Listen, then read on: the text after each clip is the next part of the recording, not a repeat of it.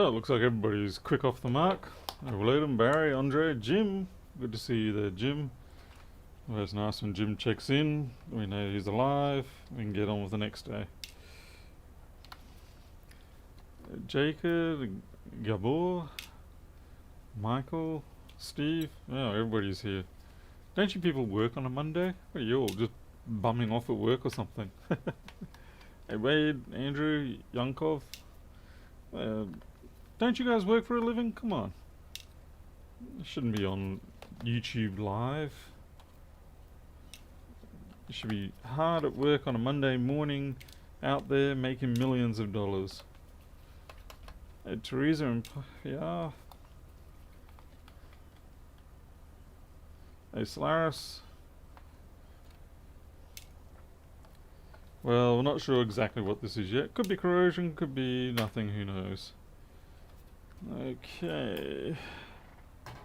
Battery's been replaced, they did say that. Oh no, it's a 2012. It's dead. Yeah, it's probably dead. The keyboard's not connected in properly though. Ah, shame. This is not good. Well, I have a bit of a problem with repairing these ones because of the fact that many a time you repair it and then 2 weeks later it comes back and it's broken again. So never really know for sure whether I should just halt these outright or still push ahead.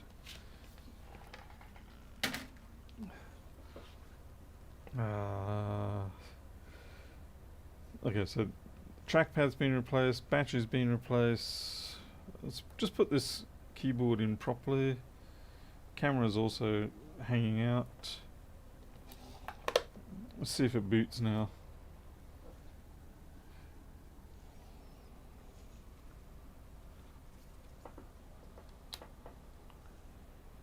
We got no MagSafe, nothing. Alright, so this is a little more serious than just a simple one. In some ways that's actually a good sign, because it's usually when you get the bizarre half alive 3 beep type behavior that you really just want to walk away from these particular models. Like I said, nothing against this person's particular personal laptop. It's their pride and joy machine. But unfortunately, when you do get into the pre 2012 and earlier, they are a bit temperamental, unpredictable. But once you get to the 3437 board, then everything's great. Okay, so we will take this out, have a look, see what we can do. Could help up with some glasses on. Oh, do not tell me I have left them. No, no, no, no, no, no, no, no, no, no. I swear I took them off. You utter mongrel. Oh, I hate myself at times. I'm gonna have to do this partially in the blind. Oh well. See how good I am. Fix my clock, what? 2138 here, thank you very much.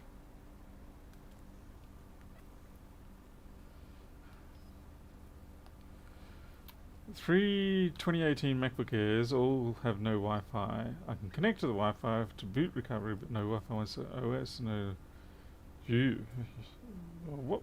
What model's that? The A1332s? Kind of weird if you got 3 of them doing that.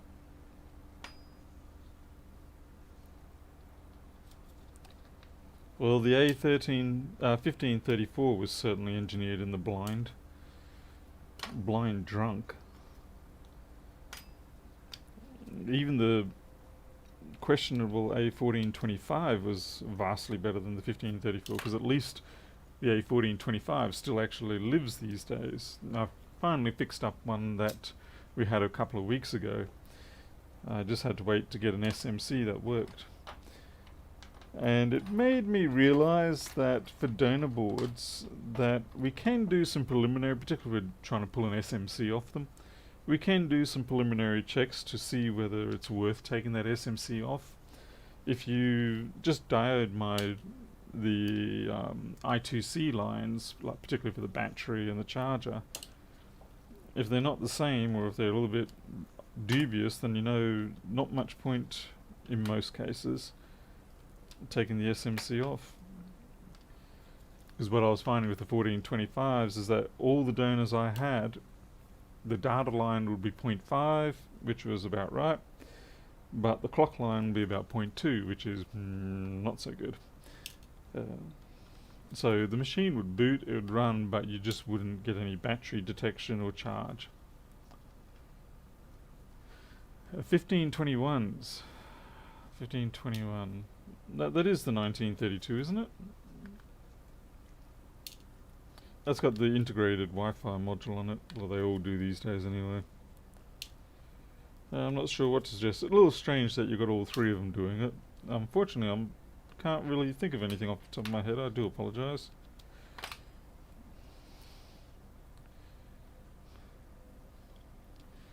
Okay, I see the speaker got trapped under there, but that's normal.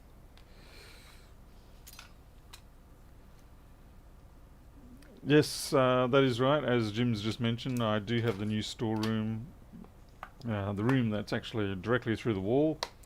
It's a bit small than this, about 2.4 meters by 2.9 meters in size. And I managed to cram 3 racks in there, and I can probably put a 4th in there. So as a consequence, this room is actually looking like a bit of a train wreck more than usual, as I take a lot of stuff out of here that was in containers. It's not really going to, how can I put it, it's going to try and make this room feel a little less claustrophobic. That's the whole point.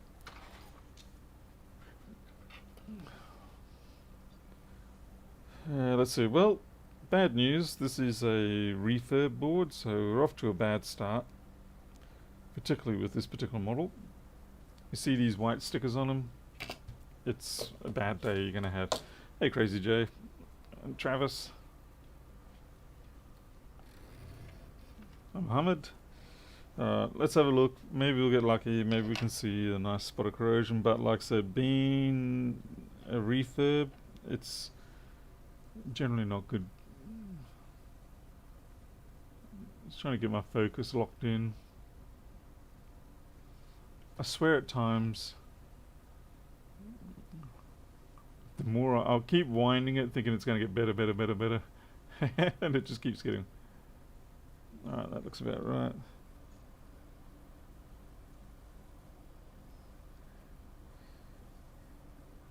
No, that's nice. I've got colour. I've got a difference of colour in each eye. Left eye is a warmer colour, right eye is more blue.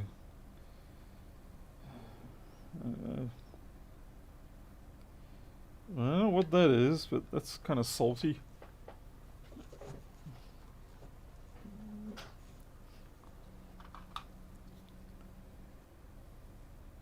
Yeah, that's like salt crust on there.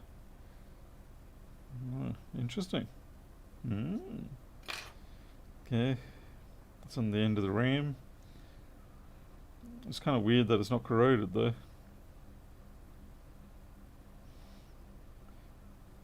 Bit of junk around there. Oh, yeah, okay, so we've got a desk. Yeah. Well, anyone know if solder bridge is around? Okay, interesting. So yeah, they'll pretty much explain it. So we're going to have to do a whole rebuild there. Hopefully it hasn't damaged the tracks too much. Yeah, could be tears. Could be shark tears because people won't hug them. Someone's been in and about this a fair bit. A 3209 board. Let's see what job's this. 578.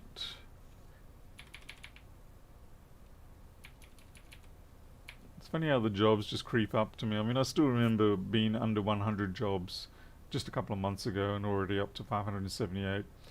And I have no idea where these jobs have gone. Why am I not rich? I don't know. B209. Date. Add a note. SMC, salt, light corrosion. And it was also on that last RAM decoupling rail capacitor. I'm just looking to see if there's any similar activity on the top side. Okay, and that cap there.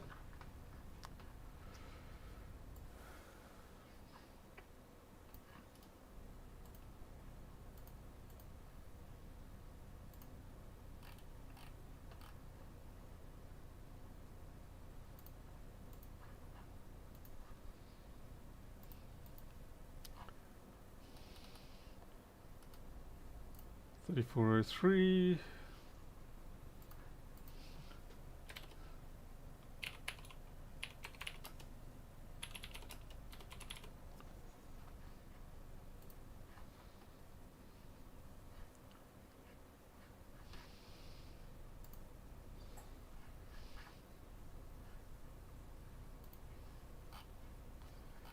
Ooh, Mars helicopter. It's confirmed to have flown. Oh, fantastic. Ben Wilson, thank you for letting me know. I was been wondering about that. I hope they get some sort of video footage. I know it's going to be very difficult and it's going to take a long time to arrive. But that would be fantastic if we could see that thing flying around on Mars.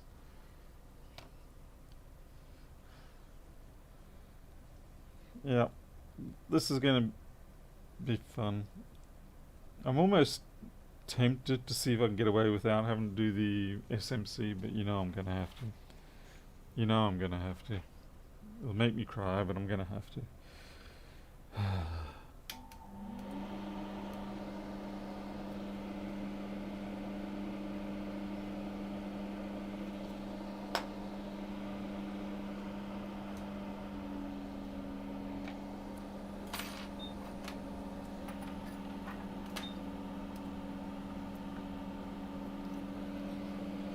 Ben, that's fantastic. Yeah, I woke up this morning and I was wondering what time today it was going to, they're going to have their launch.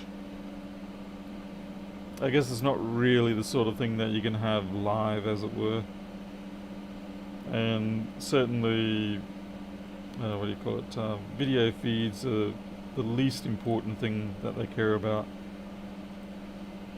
Well, technically care about. I'm sure realistically the people at the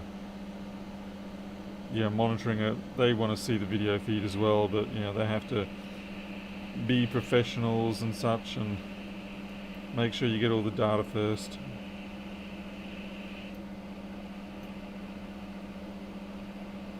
But that's just crazy brilliant, really.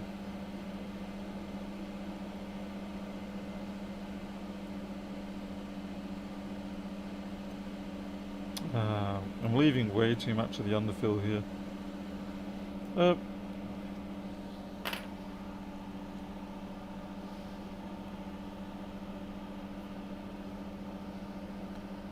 Nico and Ismaila. Like I bumped a resistor there. It's the end of the world. I'm gonna have to just give up on it now.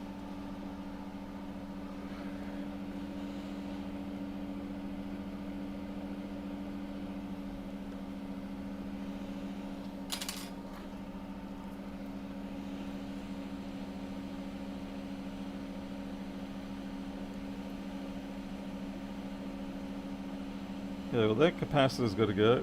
Yeah, it's gone. That capacitor's got to go. That resistor probably should go. You should go too. Funny that the one that I knocked was the one that doesn't have to go anywhere. This resistor over here should go. Alright.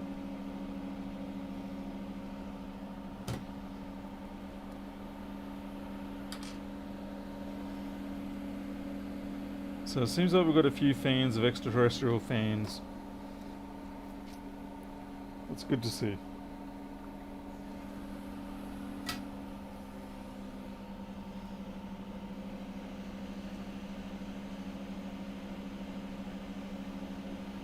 I've seen this kind of material deposit before. I'm just not sure what creates it. I don't believe it's a bug.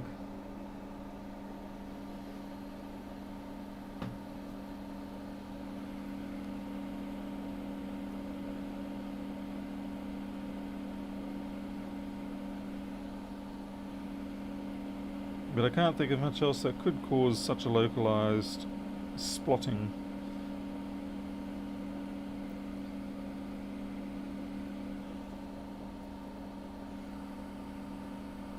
Doge is $0.50. Huh, it's not bad.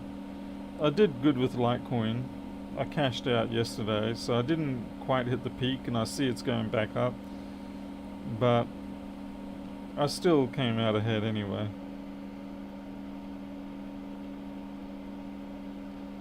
And then I went and spent like $500 on cat food tonight. So, back to being broke again, I guess.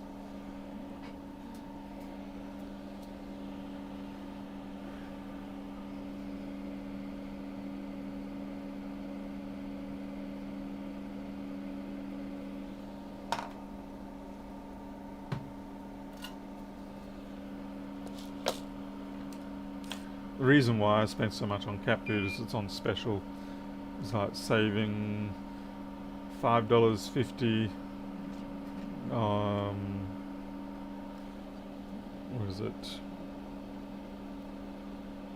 I'm trying to think. It was like $14 or $15 down to $9. No, $14.50 down to $9. So I went along and bought 50 cases of the stuff, because believe me, we use it. And the nice thing is, delivery is free.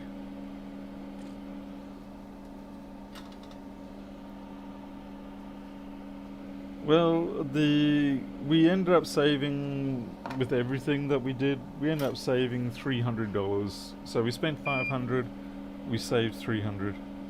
That's not bad going.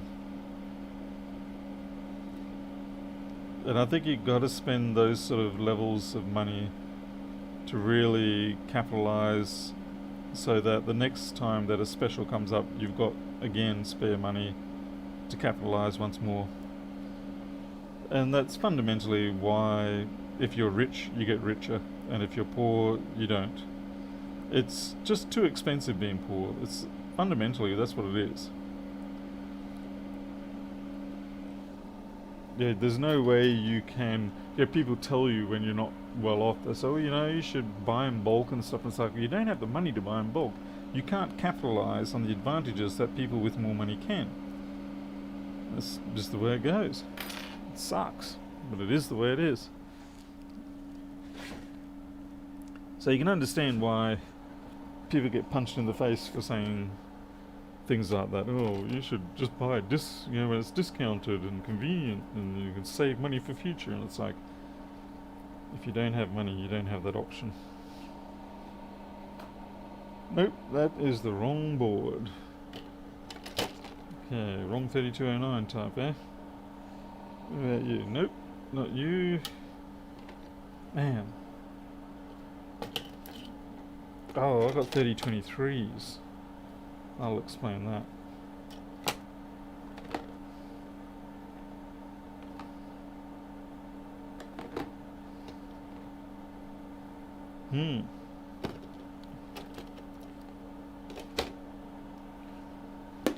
Check my other container.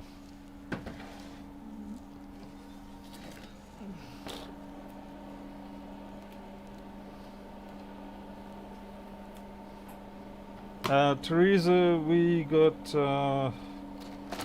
it's at Woolworths at the moment. It's they're selling it in a box. It's crikey, I can't remember the brand name now.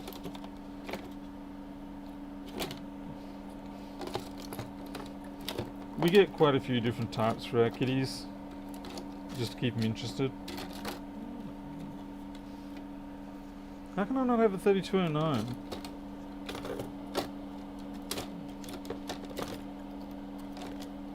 It's kind of bad actually. I don't have a D209 because I do not have a reference board then. Ah. Okay, I'm pretty sure I do have a reference, but it's actually a fixed board, as in I repaired it earlier. I'll just go into the other room because I moved all my repaired boards into the other room.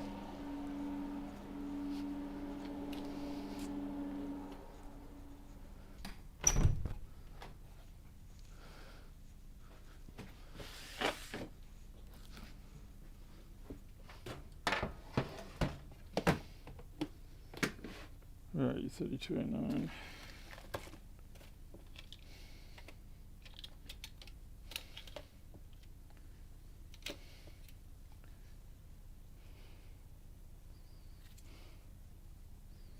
Nope. Ah, bingo.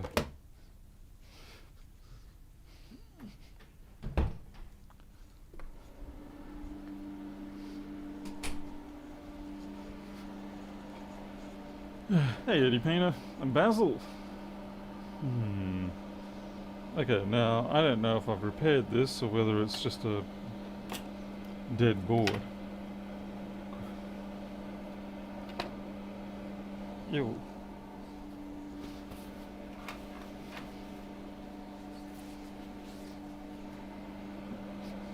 And lo and behold, this is also a damn repaired one. Anyway, let us hope we don't have to do the SMC, because quite frankly, if we do, that's going to be an issue, because this is the only other one that I'm aware of that I have. It seems very strange to me that I don't have more of these. A bit of a blind spot. Alright. Okay. So what we basically need is we need these four, and the fifth, and then that one over there. Alright.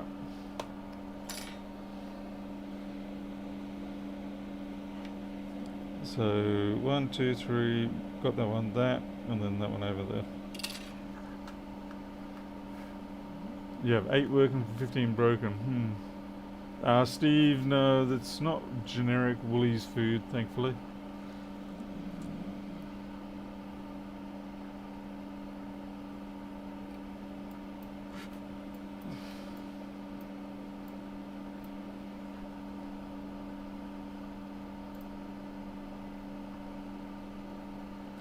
Woolworths Australia is different. Woolworths Australia is one of a duopoly in terms of the supermarket business here. The other part of the duopoly is Coles, which you guys also probably won't have. Okay. Alright, so 5341. Oh god, you're one of these. Where am I going to find a 453K? Okay. Okay. Don't panic, Paul. This is what you wrote the software for. This is why you wrote it. Let's see, 4.53K 201. That should do it.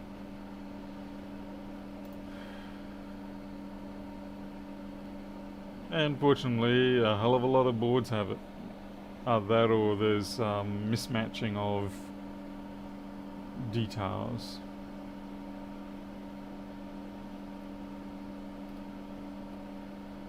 Okay, the 165 has it. Stop. The question is whether it's populated. I have a feeling this resistor is not populated.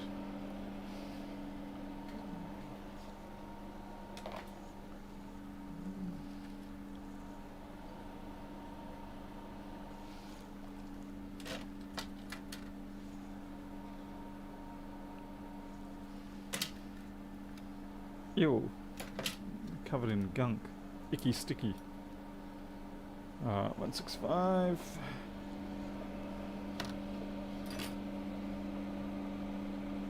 Okay, according to the board view, up on the SMC, so we've got the 2 here, 1, 2, 3. So there'll be the 2 there, 1, 2, yep, as I expected. It's not populated. The reason why I expected it not to be populated is because a lot of these current sense facilities, they don't actually populate them on these boards. They've done the design for them, but then they just said, nah, let's not bother with it. It might be on the 4924. Might be.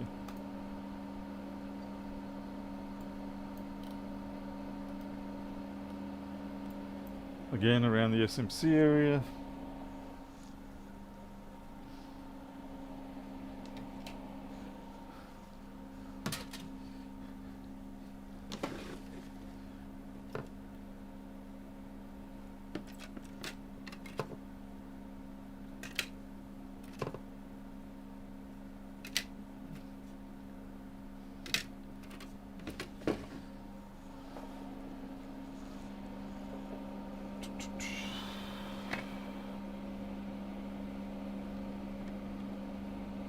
That's not an SMC4.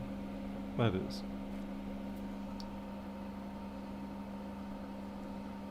So big chunky. Okay, 2 offset chunkies. And damn it, also not populated. I might have to go for an older board.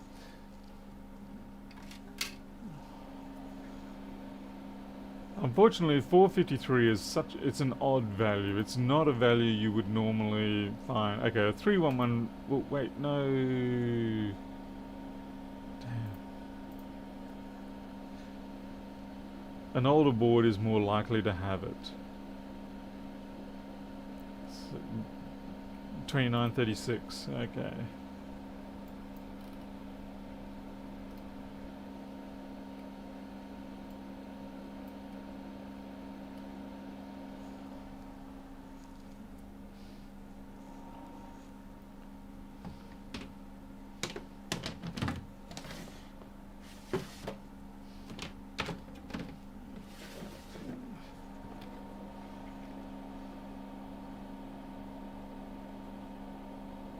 Well, Solaris, if you can do that, that'd always be appreciated.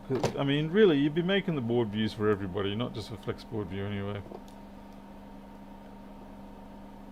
Yeah, if you produce it in a sufficiently generic format, then there's no reason that other board viewers can't use it. Something like GenCAD or hyperlinks or something like that. Yep. Come on.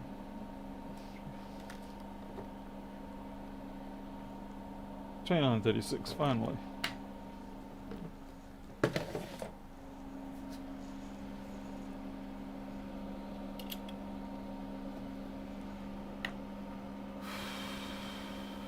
Let's see. Buy the PCH-ish thing. Let's see.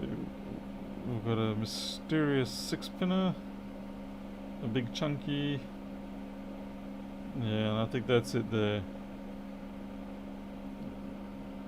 Except, no, it's a 402. Wait, how did I come up with 201? Oh, crap. Okay, this is the downside of part searching, is that if your radius is too big, the search radius, then you can end up having this situation where you get a hit on that value that you want, but then something nearby has the other value that you want. Now, technically speaking, I could probably use this, I think. We'll take it off and we'll give it a whirl. It may fit. 402 and 402 and 603 are a bit of an easier match. But going 201 and 402, that's pretty hard, because they are essentially double size. There we go. Anyway, we'll see how it goes. It might fit. Famous last words, Paul. Famous last words.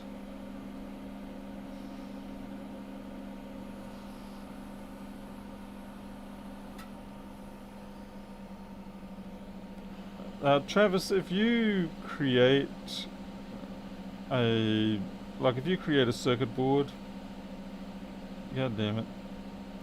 If you create a circuit board in a schematic PDF, yeah, this is probably going to be a bit dubious. I'm going to have to find some 201s.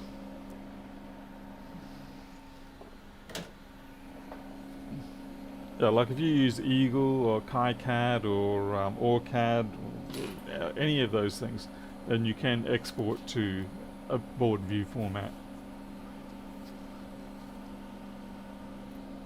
No. So what I can do here is, we found that our search radius is too much, so we're going to drop that down to say 40.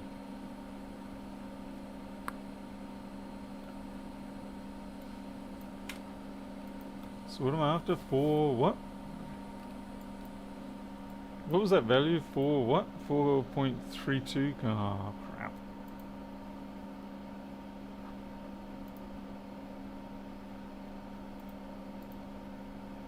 $4.53, okay.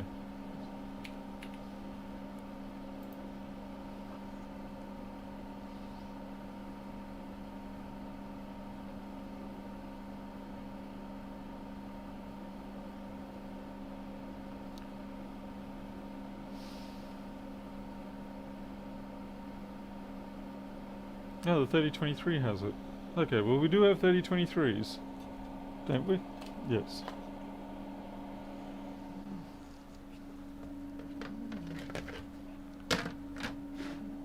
Wish I'd seen that first. Okay. Yeah, 4K53, it's a very strange value, but that's because it's part of an op-amp circuit.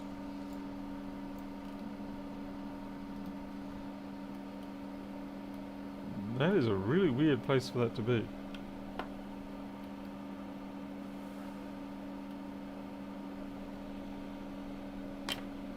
Okay, so we've got Monster Coil, and then looks like it's populated there. Pretty sure that's it. What we'll do is we'll just rotate it off, measure it, and make sure.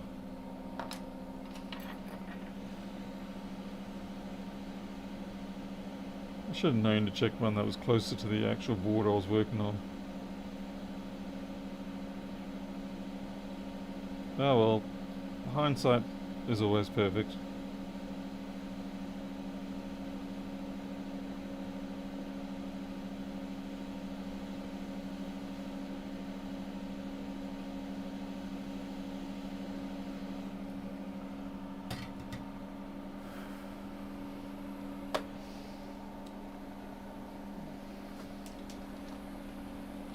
So Solaris, what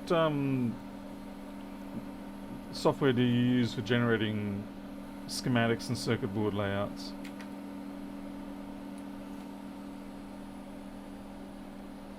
Hey, off hours.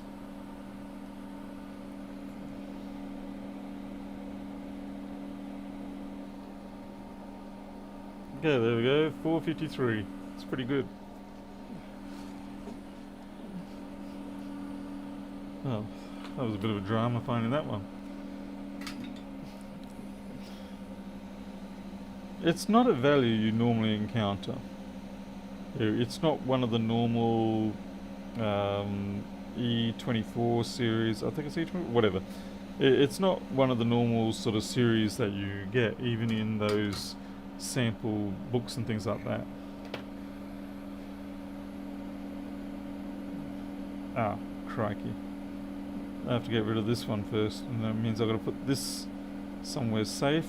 Let's just stick it so it gets sucked under the SMC while we get rid of that. E96, is it? Nah.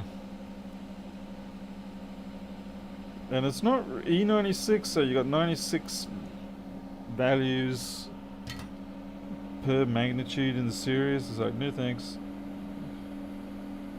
I'm not stocking that in my workshop.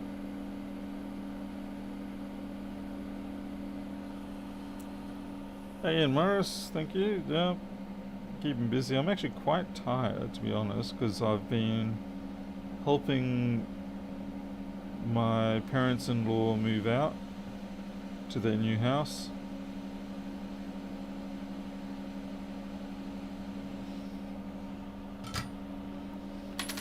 As you can imagine, it's probably more selfishly driven.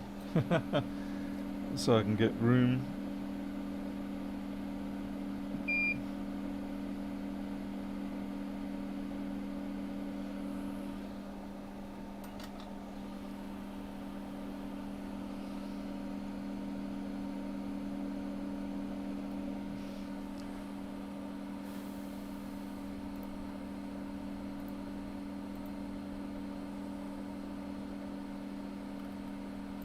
Alright, so that's that one done.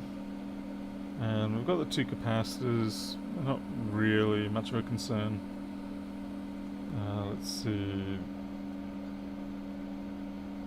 We do have this resistor off the far side here that we need to replace. There's that one there. Oh, you mongrel.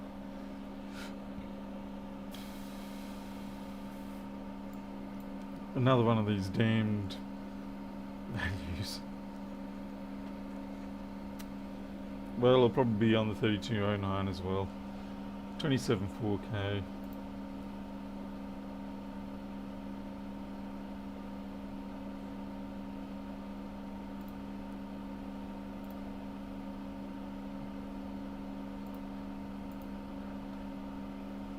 $27.4K.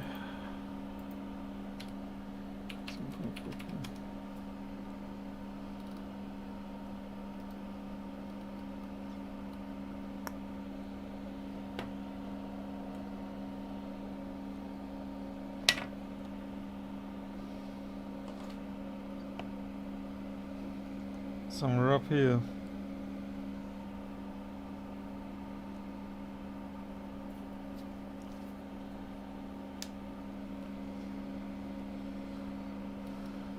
So we got big lamp, 2 over. Okay, so it's this one here. It should be 27.4. Again, we'll rotate it off, double check it before we transplant it.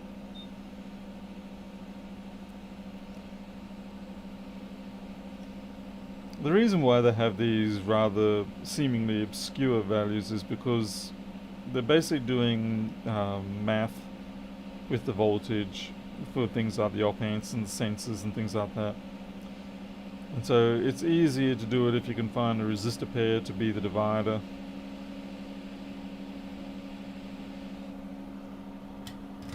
And when you do have a selection of like the E96 series, you can come up with some pretty interesting combinations. So I'm after 27.4K.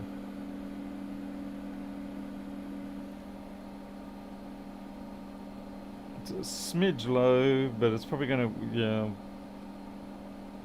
It's still within margin though. It's, for all I know, it could be my probes.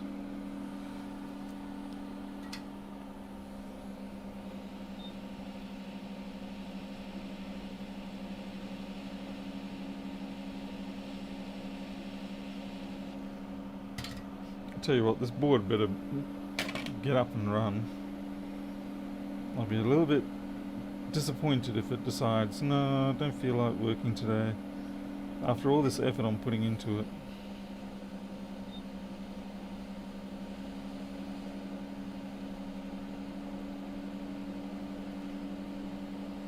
Just hope that SMC is not a dead one.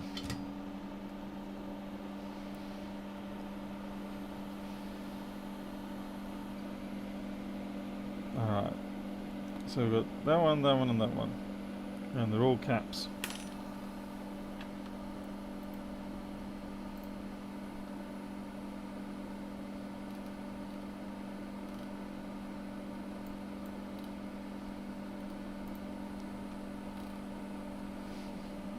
What? 220 nanofarad? Such BS. Oh. Oh, and I might actually have 220 nanofarad.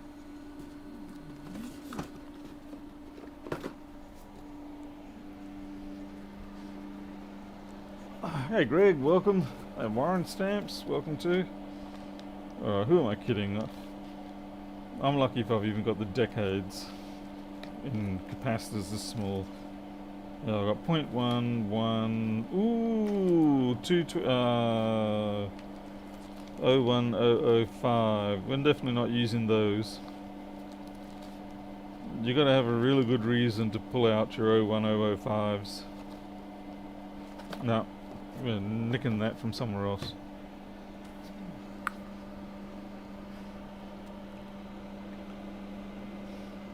$220 nanofarad. What a joke.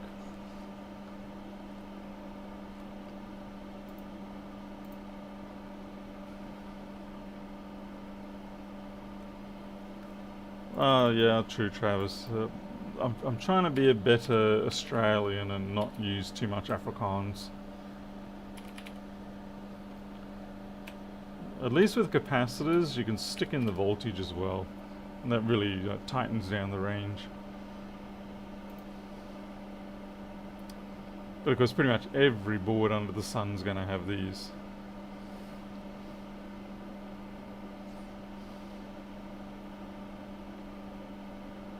There we go, 3023, that's what we want.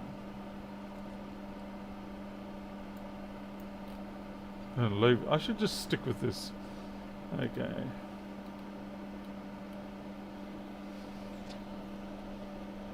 Third bottom left. It's that one there. Now, unfortunately, when it comes to capacitors, you don't really have the ability to truly measure them properly. I mean, yeah, the multimeter can measure capacitance, but it's downright near impossible to get a really good value. And of course, you don't know what the voltage rating is unless you test it destructively. And if you test it destructively, you don't have a capacitor to use.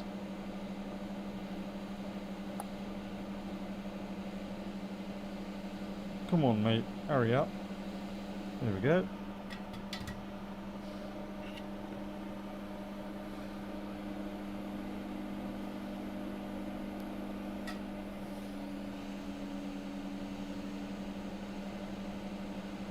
This would have been so much easier if I legitimately had one of these donors.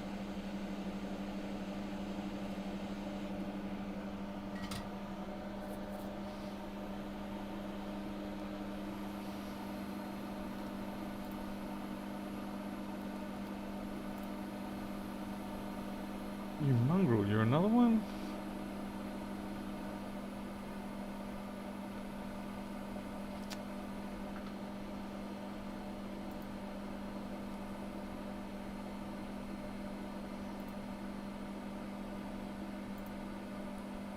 Okay, this is the fun thing. We actually need a second one. I'm pretty sure there will be a second one. In fact, I can see it right here. And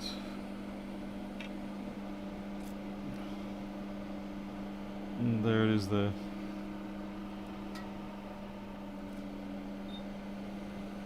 When I'm doing this quad view display on YouTube, it's times like this I really wish I had 4K upload ability, or equipment that could do 4K.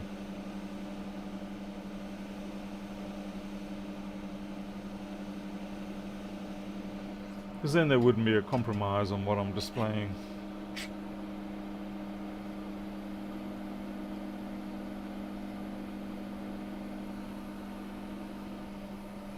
Hello, Robin.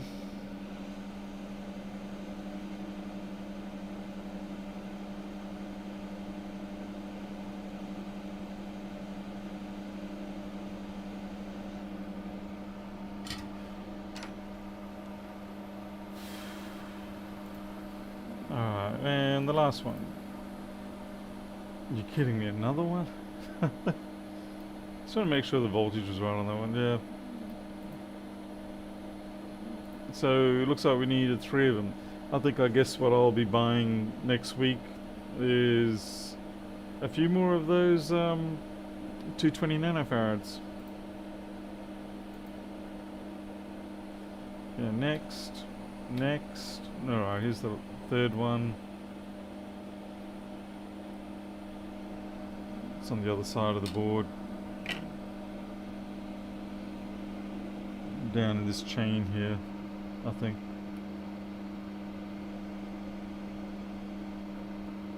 Alright, we've got one of these weirdo situations.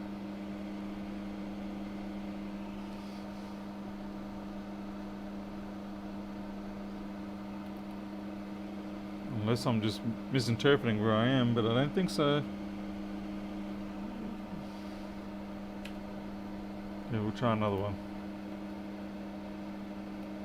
Alright, 4th from the bottom. And there it is. When I say a weirdo situation, what it is sometimes they mark down a part, say, as a capacitor, but really there'll be a table on the page in the schematic hopefully on the same page, that will actually tell you what it's supposed to be based on what model it is. And in most cases, it's actually a resistor.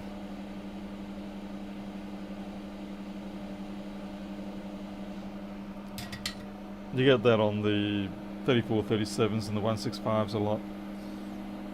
And it is confusing at first because you start thinking, oh, the factory put the part on wrong. But they haven't. It's just you haven't read the entire schematic correctly. And that's to be expected because you don't expect that. It's not a standardized thing.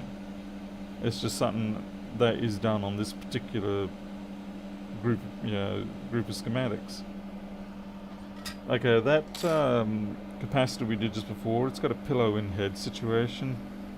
So we just need to run the tip of the soldering iron over it to try and... It's not too bad, but I want it to be better.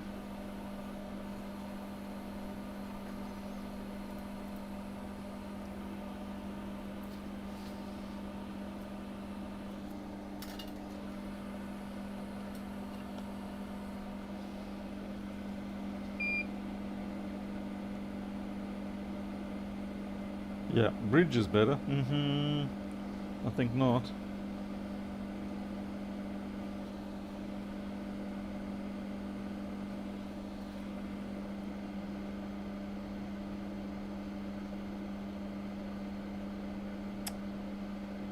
Well, Paul, you just made that worse than what it was.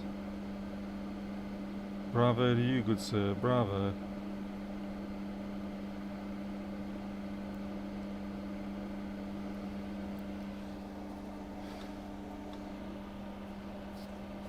So Greg, how goes your courier woes? Still screaming at them all? I know I would.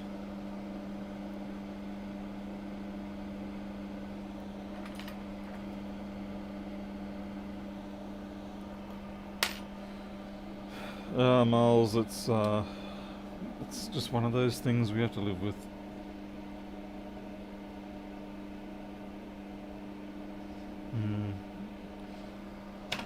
Alright, let's see if this even boots up now. Or gives us any power for that matter.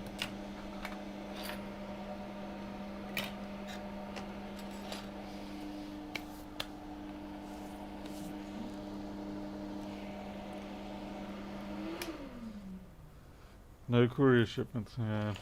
I yelled at my couriers again yesterday, I think it was.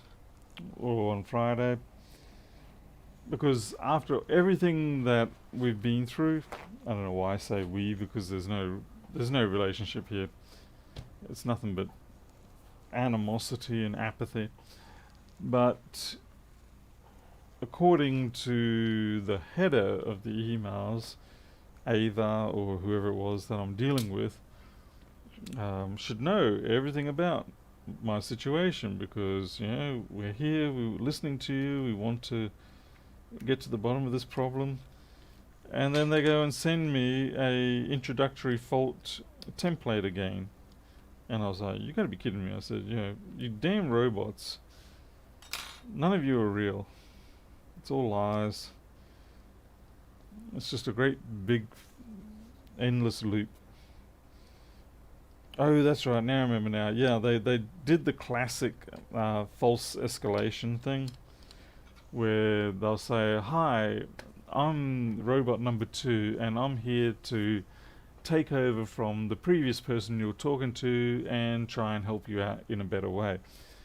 When really it's just like the robot's getting a bit tired of listening to you again. And it's like, I'm going to change names and try and see if you can bugger off. It's all a simulation, absolutely. What the fuck is wrong with Captain America? Sod off. Still dead. Okay, time to check 342 and see what we got there.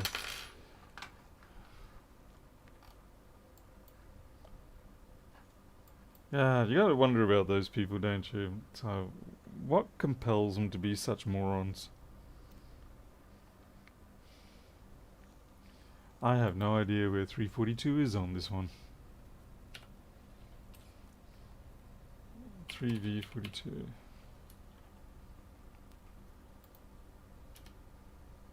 I do not want that.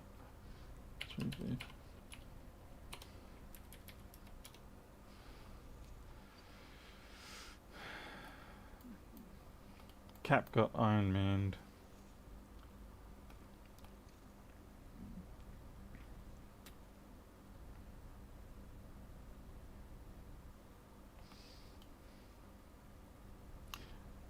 Oh, I'm looking at the wrong board.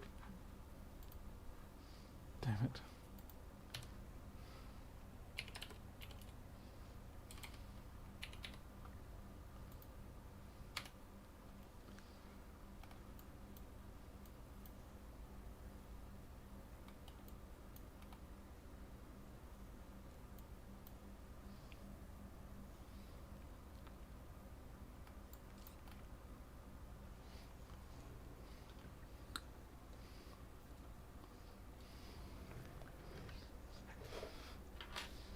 Okay, so here's our 342 circuit. Well, I guess we'll see if we're actually getting any input. Yes, start. Switch over voltage.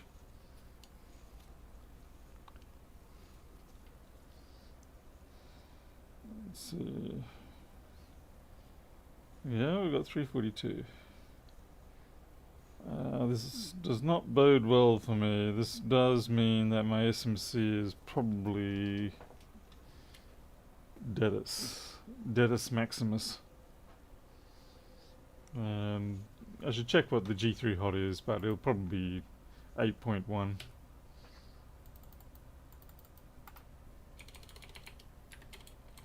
DD bus G3 hot.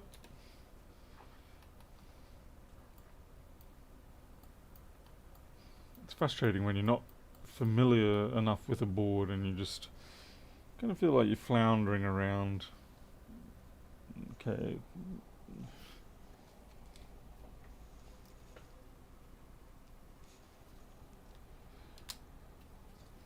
The fact that it needs an SMC possibly is actually more problematic than I want to talk about.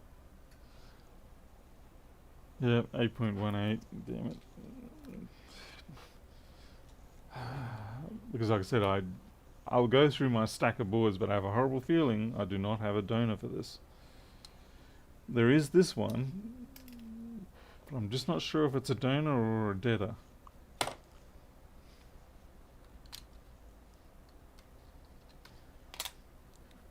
So the first stage we can try is we can just try a reflow. It's not my normal choice. I generally, like if I've got a 165 or a 3437 or anything that I've got plenty of donors for, I won't bother with the reflow. I'll just go straight for the replacement.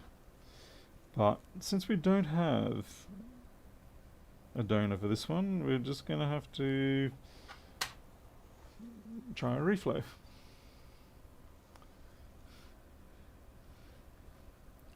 Yeah, we don't use Dave Jones' vernacular here.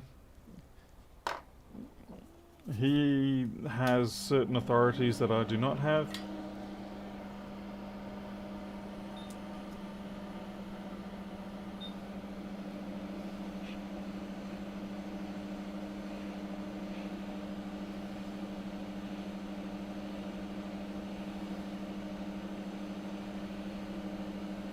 He's got more subscribers, more brains, more popularity, and more age than I have, so he can get away with a lot more than I can. About the only thing Dave has less of than I do are cares. He cares a lot less than I do, which empowers him.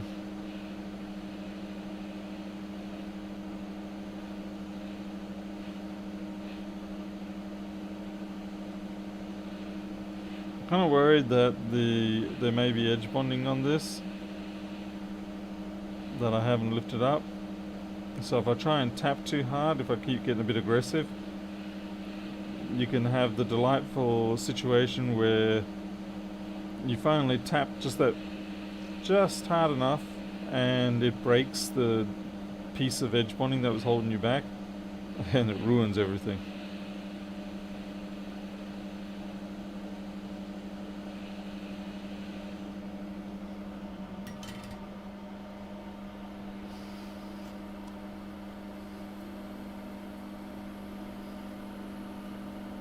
I didn't check SMC reset, but thanks for reminding me.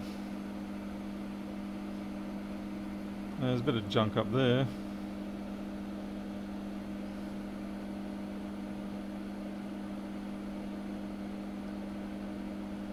I guess the reason why I looked straight to the SMC is because there was salt crust all around it.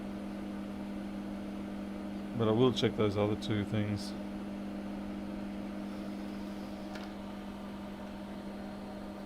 And I don't open boxes with a real knife. Well, that is true. Yes, Dave. If there had to be an electronics representative for Australia, it would certainly, that award would have to go to Dave Jones.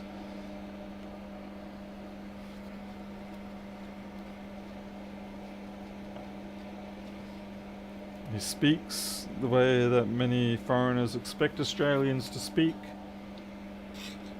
Yeah. He's got all the bases covered. This one probably is, well, I don't know what it is, Groove Dodger. It doesn't quite feel like bug. But then again, who knows?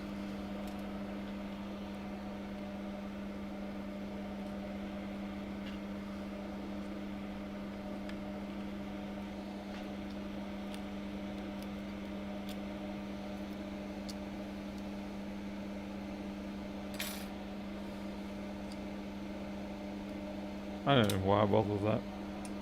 Let's just get the flex on.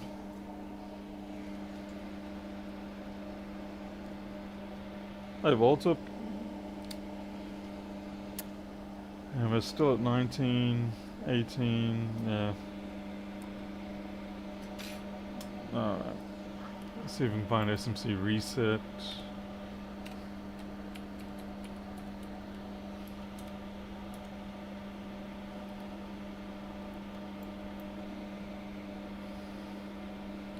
Fortunately, we do have the J tag on this one, so let's see.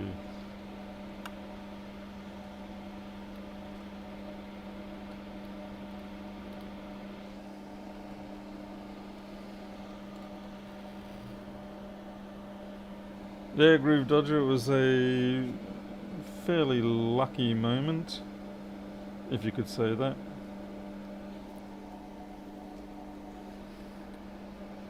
I mean, I'd always sort of knew that there was bug junk being dropped in these things, but to actually catch it on video, that was something else. Let's see, 1, 2, 3, 4. 1, 2, 3, 4. Well, according to that, SMC reset low is... Wait, that doesn't make sense. Okay, what are you? Ground.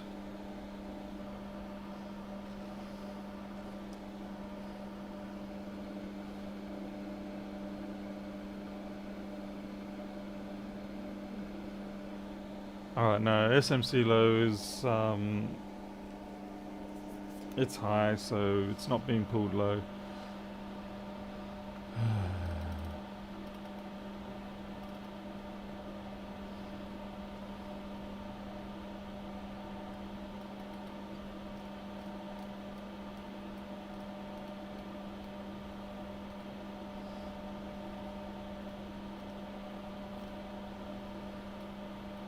Yeah, except Thomas, I was on the wrong pin. I was sitting on something else completely. I'm trying to scroll back.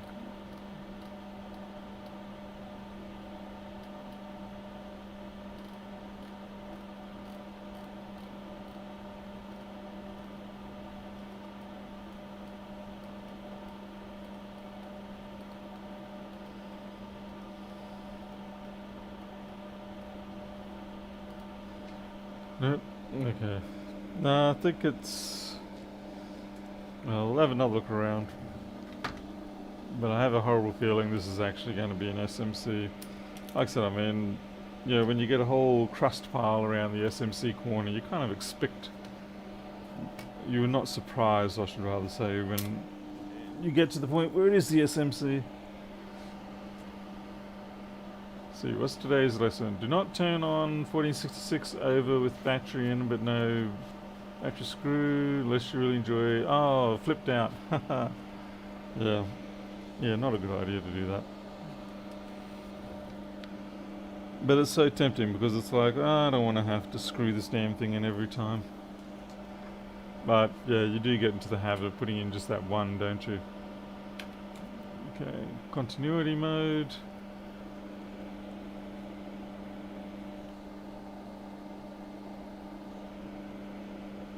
It's funny, I really have to put a much louder. Do not go under there. I have to put a much louder beeper onto this continuity mode in the meter because when I'm in continuity mode and I do the test like this, in my head I hear the beep, even if there is no beep. Even though I should be able to hear the difference, because I'm anticipating a beep, I hear it, so it's not good.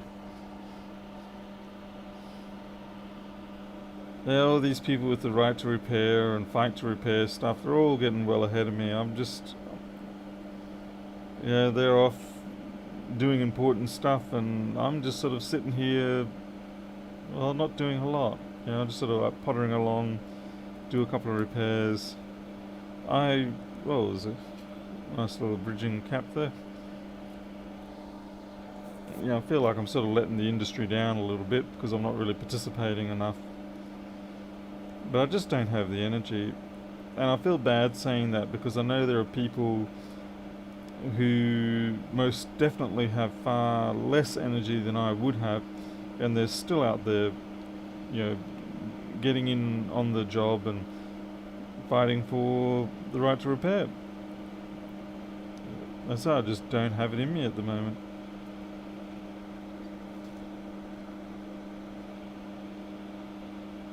And so I feel a bit bad about that. Let's see what these little things are for.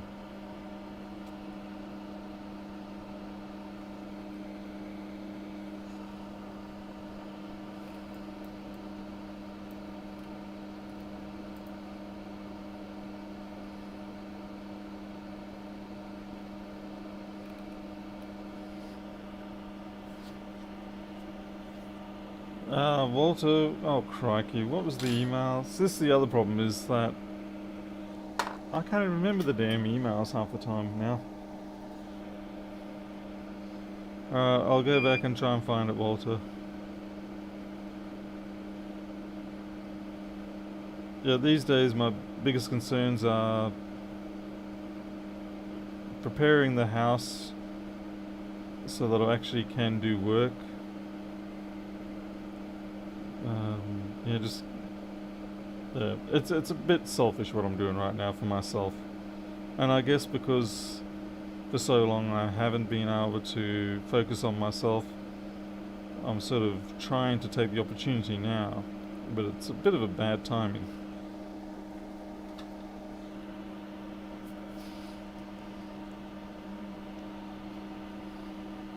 To do with USB, okay. That totally rings no bells for me. Right? I'll go. Send me an email to tell me to check the previous email. Oh god. Yeah, this SMC's got to come off. I'm sorry. I don't know why I'm apologising. You're all rooting for it to come off. I'm not. I'm the one that's going, I don't want to do it.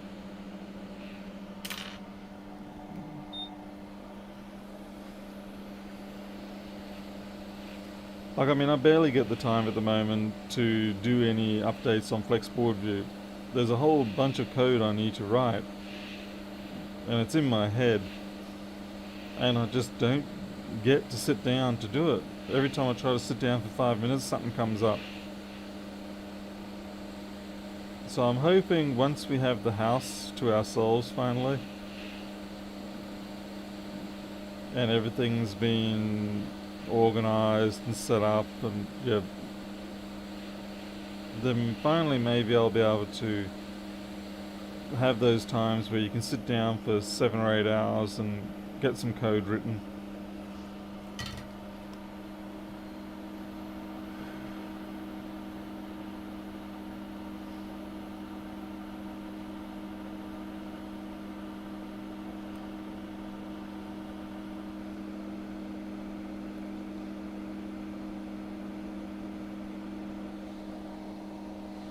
See if there's any junk on the other side.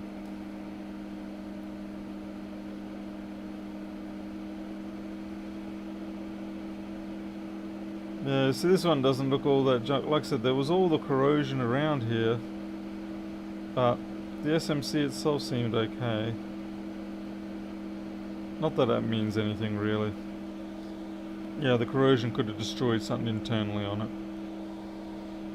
I think we're just going to have to take the SMC from the other board.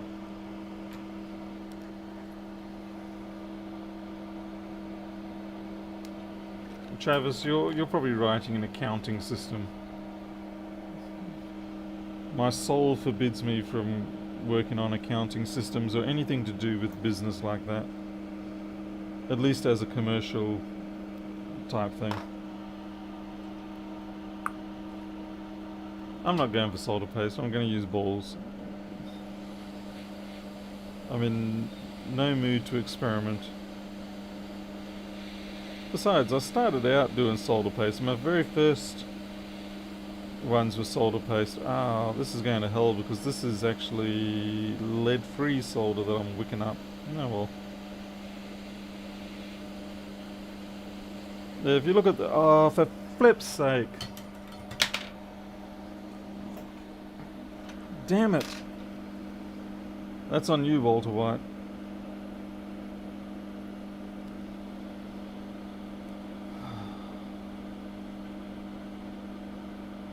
That's all Walter White.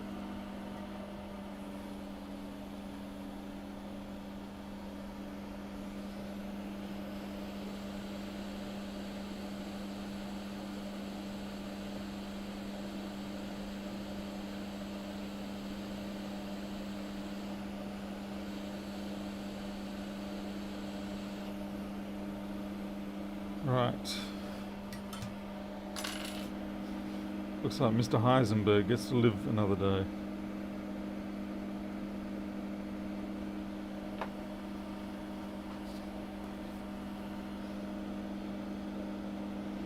Alright, set that aside. We'll take it off the other board now.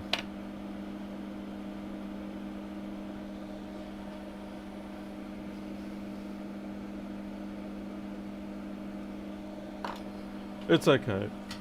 None of you will ever experience a true bond of camaraderie and companionship that was shared between Lewis Rossman and myself on the day that he put an SMC on, and it was one row off, as in, you know, it was offset by one row.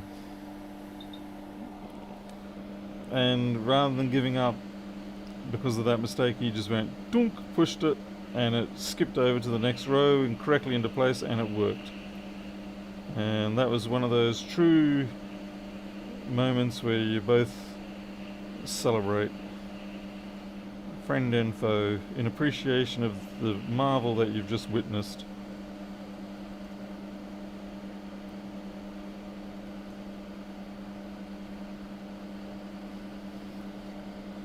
I'd like to see those blimmin' college boys. What's that damn really popular YouTube channel where they do all sorts of trick shots and things like that? I know I'll know the name as soon as I see it. Some like Guy Fantastic or Trick Shot, I don't know. Shit, I just lost a couple of thingies there. Dude Fantastic. Oh, I don't know. I'm ruining this, by the way. I'm all aggro. Yeah, I'd like to see them do an SMC shift by one row on the board.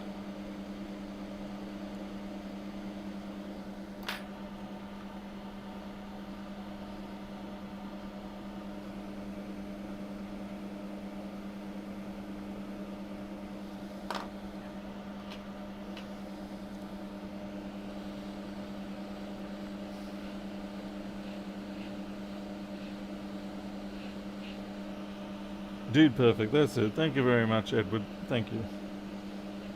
Dude Perfect. Get them all set up with an SMC that's off by one row and see if they can do their trick shot then.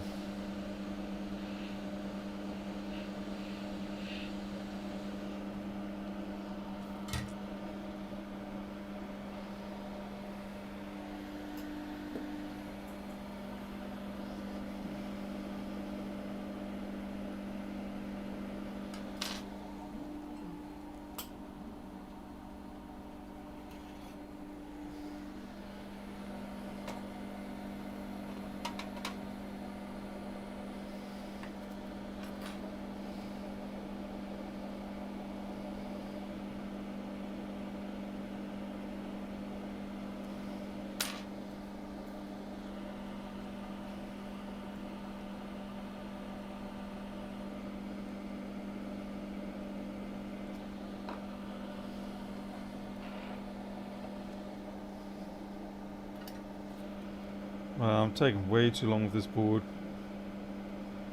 It's already well and truly past my normal ditch it and move on to another job limits. And yet here I am, all in the name of 2 cents an hour entertainment.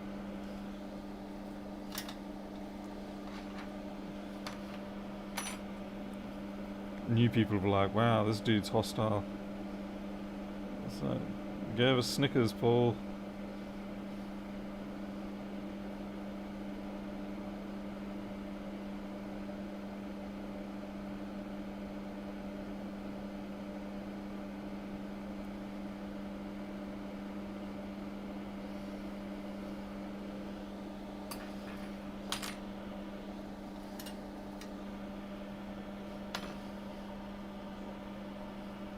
Nope, no solder paste. Balls only. I've done solder paste in the past. I've done my Padawan years. I'm using balls because that's what works for me.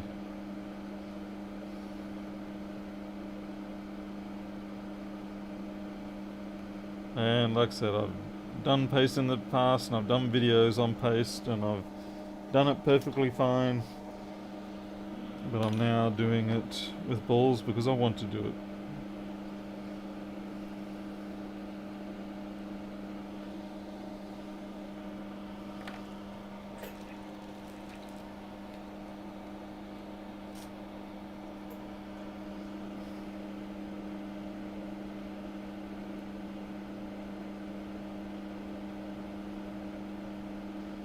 So I have to scratch some of these up to just break the oxidization enough so that when I'm running around with the soldering iron, it can get a grab and just put down that little bit of solder to fill it.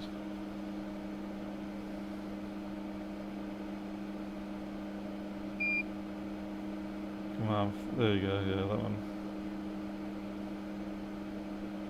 Oh, you want to be difficult, eh? Ah. I got one and the others are now being difficult.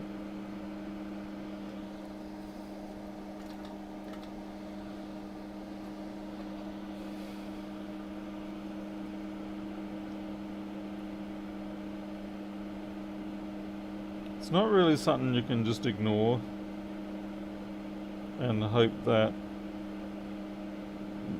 when you put down your paste or whatever you use, hope that it magically just sort of resolves itself.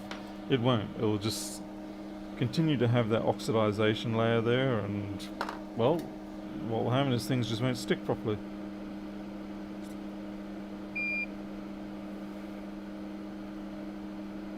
Hey, that's better.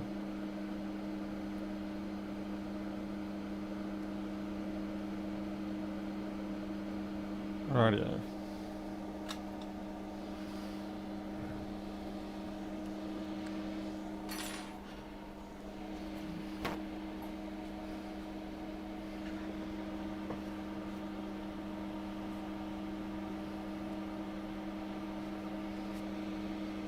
I don't know why you can't get the balls. I don't know. Just bad luck. Maybe the ones they've shipped you aren't truly .35s. What usually happens? What usually goes wrong when you try the .35s?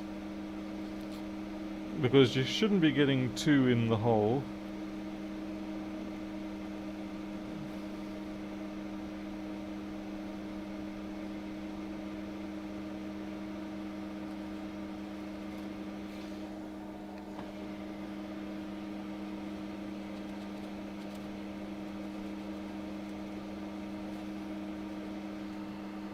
Damaris, pushing up that 2 cent. Thank you, Damaris. Always appreciated.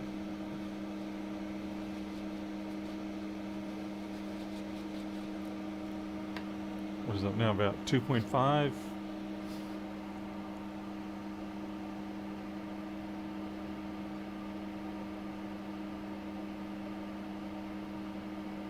You get 99% on, always one that won't. When you say it won't, do you mean like it just the ball refuses to stick, or... Because most of the time when I've done the process, I look at the... Oops. When I look at it afterwards, I can see, after the initial reflow, there's usually a couple that haven't taken their place, and I do have to manually, just tap them. And once I tap them, they go into place.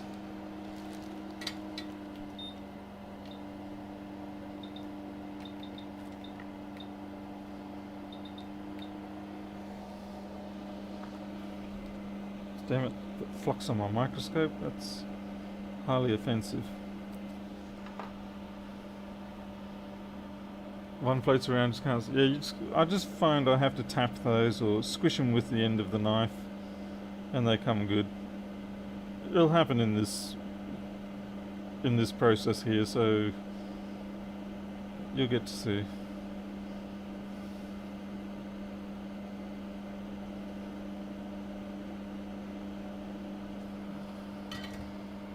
Almost always happens.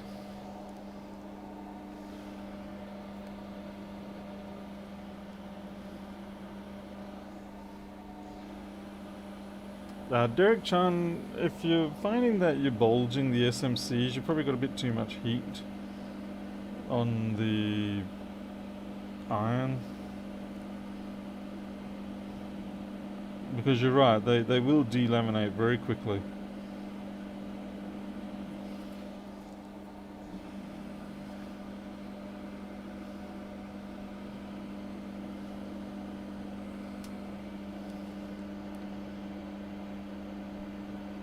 Ah, too many. That's a waste.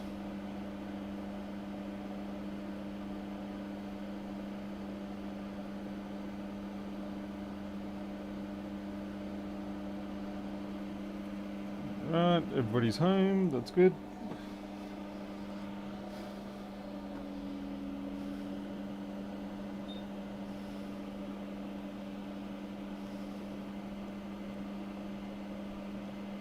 What the hell? I got 3 missing? Well, so much for me saying that everybody was home. It's okay. It's still early enough that I can just drop a couple in.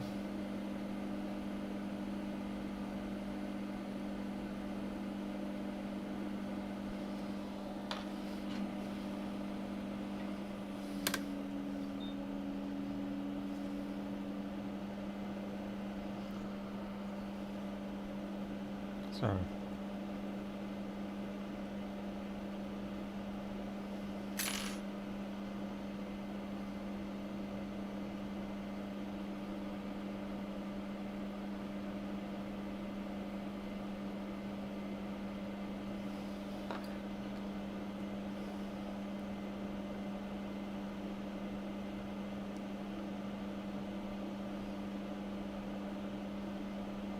Okay, we just had a jumper there, and I didn't see it.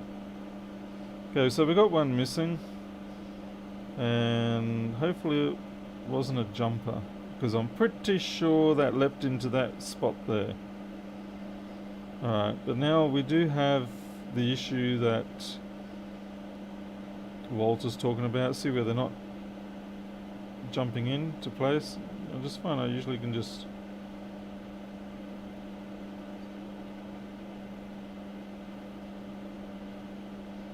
This one's actually particularly bad. Okay, I'm ruining this now. I gotta stop. I have genuinely messed this up. Congratulations, first time.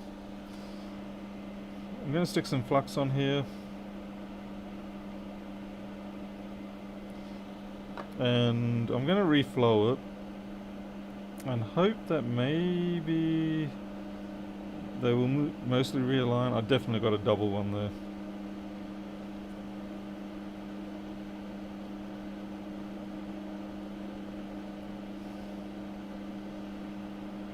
Well, these buggers really don't want to... It's all because Walter said something.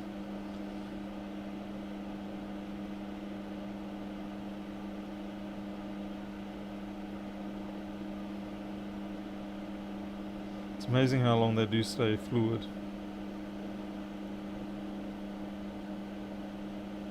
Okay, they've all jumped back. Certainly the hard thing here is going to be getting that double one out.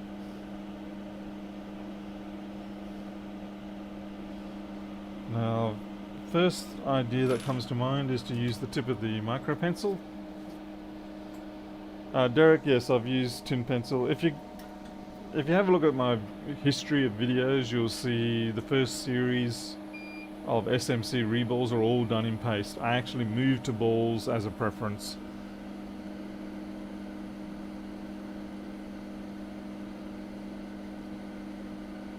Alright, we drain that one out.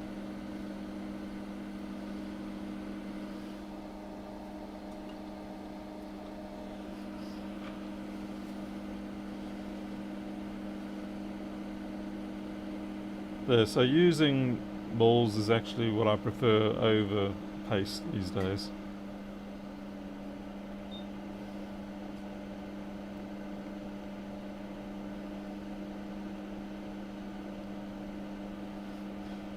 I'm going to take a gamble here and hope that the soldering iron did actually take out a majority of that solder from that pit.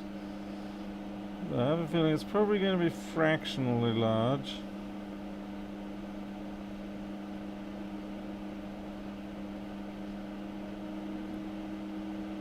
Oh, for goodness sake, Paul. No. Okay.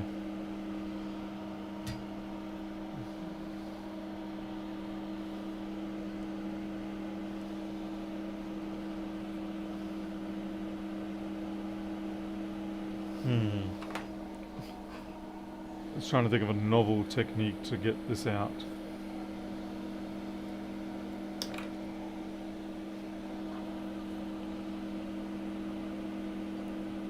There's about a half ball in there.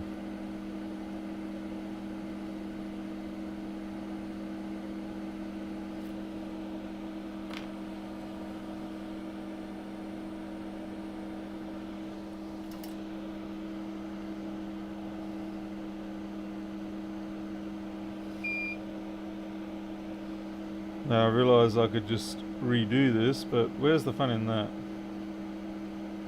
When instead we can try to make a catastrophe out of it.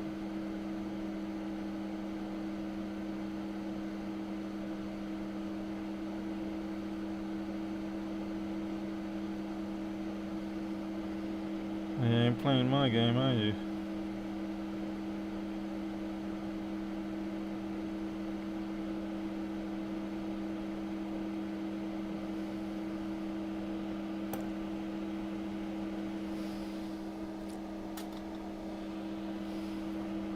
Sometimes you just do these things because the challenge presents itself.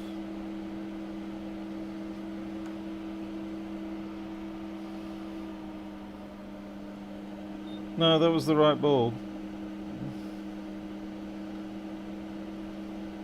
That one was empty. So this one jumped into that one. I cleared out most of that one. I then put a replacement into this one, but then had to come back and finish up the double one. Sheesh, people telling me what I already know. I'm gonna start banning voices around here.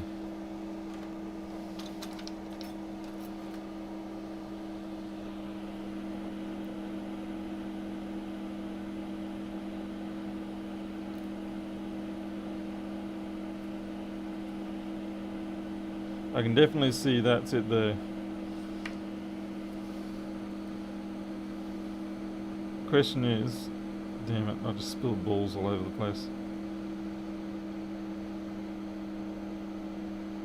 Yeah, it's still a bit proud.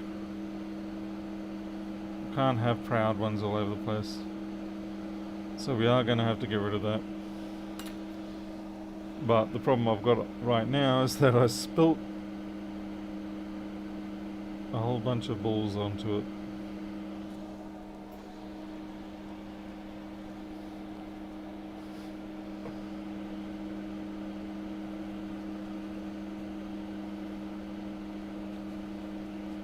So yeah, we just have to capture that with a steady hand in the back of the micro pencil, like this.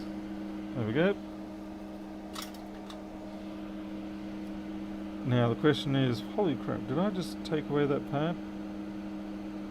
Was that a no? I really hope that's an NC.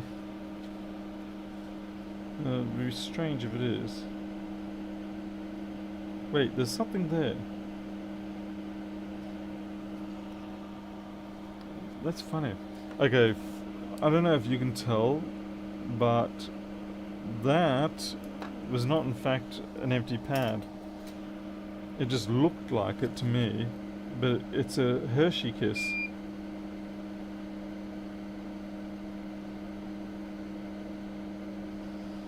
But from my camera perspective, it just looked like a bit of the bakelite or the PCB. That was crazy. Sorry, I'm waffling a fair bit at the moment.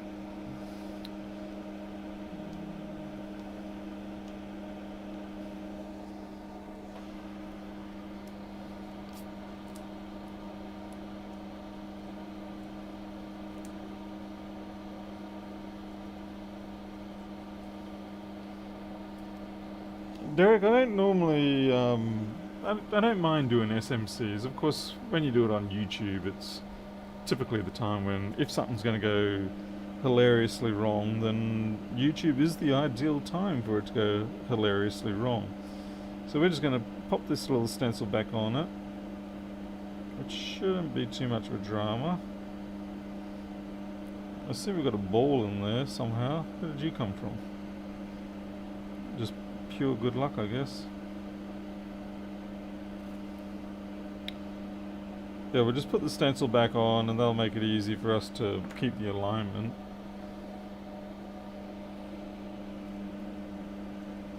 But if you look at the previous videos, this is pretty standard daily stuff.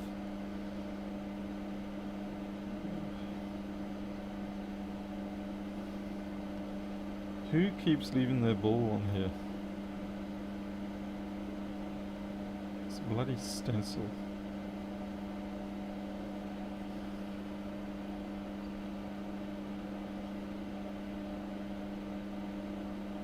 Oh, come on.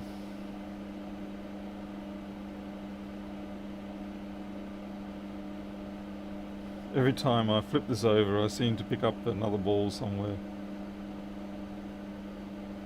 Hallelujah. Alright. Now, Walter, separating the stencils I never have any trouble with. Just a little bit of heat, a little bit of flux, and away they go.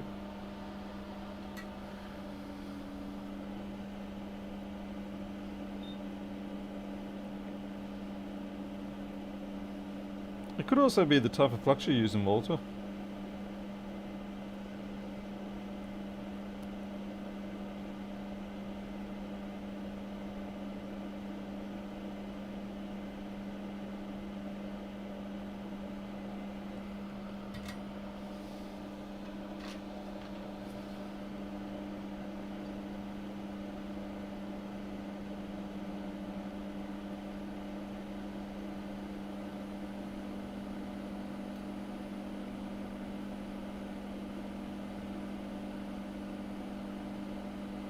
Okay.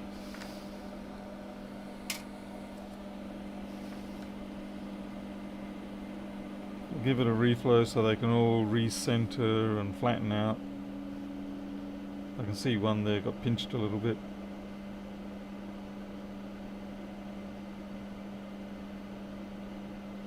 Excellent.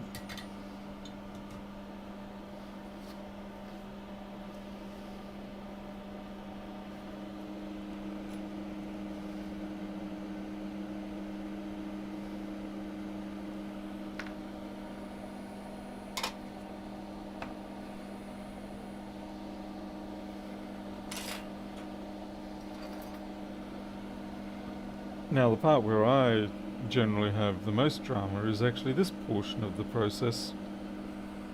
Putting the damn thing back on. Now if you remember, I wicked this and I didn't have any leaded on there, so I'm trying to decide whether I should paint it with leaded and then put the chip down. But I think we'll give it a go because the balls are leaded.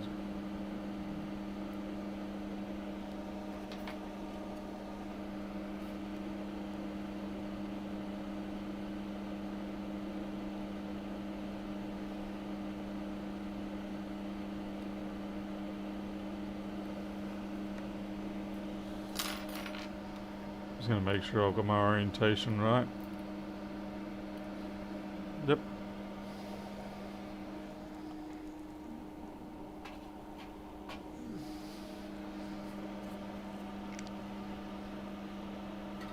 The repair monkey, it depends. What do you mean by mishaps? Damn it, I've got a couple of pieces of fluff there. They're going to have to just burn off.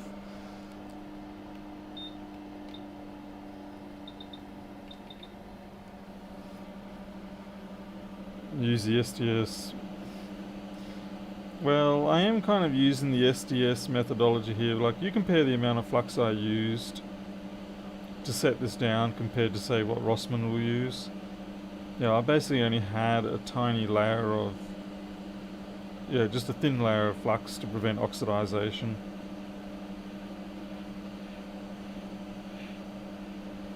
But you do have to be careful because sometimes you can end up with not enough flux and it gets burnt away. Sheesh. So that was pretty bad. That actually jumped badly. It gets burned away before you can get to this process here. And you end up with dud reflow. I guess in the end, experience is the key. Knowing what works for you. And I think that's what is most important. You know, there's always going to be people who tell you what you should do or you shouldn't do, or they're going to correct you. But in the end, what's important is that you find a technique that works for you and is safe for the electronics.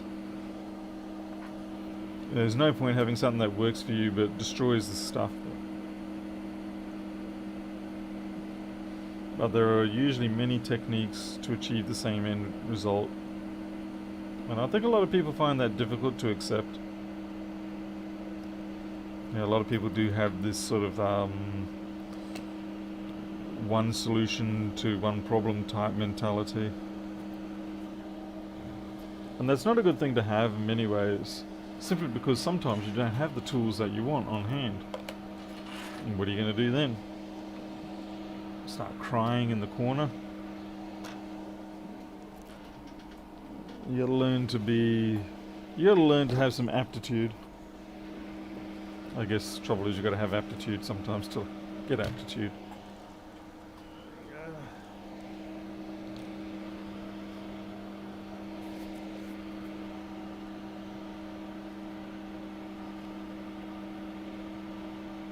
Andrew, you talking about the guy that changed the resistor on that graphics card?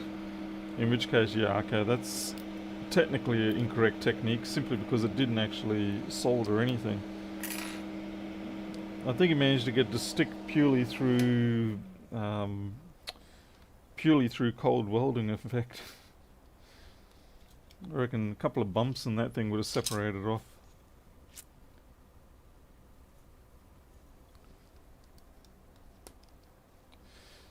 Still don't know if this is going to work, but hey, if it doesn't, I might have to retire it till tomorrow. Okay. Green light straight away. And power up. So it was the SMC. So, how do I say it? Suck on those who said it wasn't going to be the SMC. I gotta have my little wins every now and then. Alright. So that will be that on that one.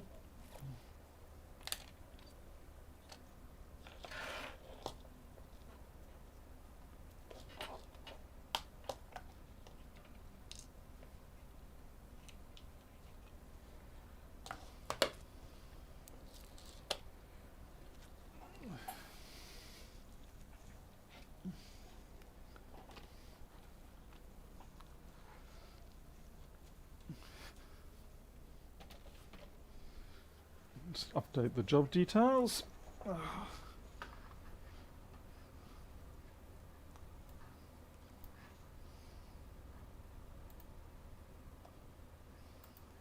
going to try and remember all the things I did. Let's see, R5341, R5341, C5341, C5371, C5303, oops, salt encrusted, replaced, SMC replaced, submit.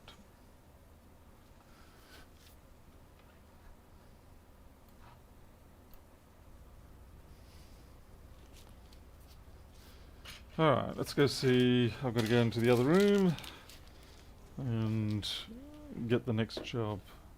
I'll stick this board back into its appropriate donor place, which is there. I've separated my, yeah, I don't know if I can show you this.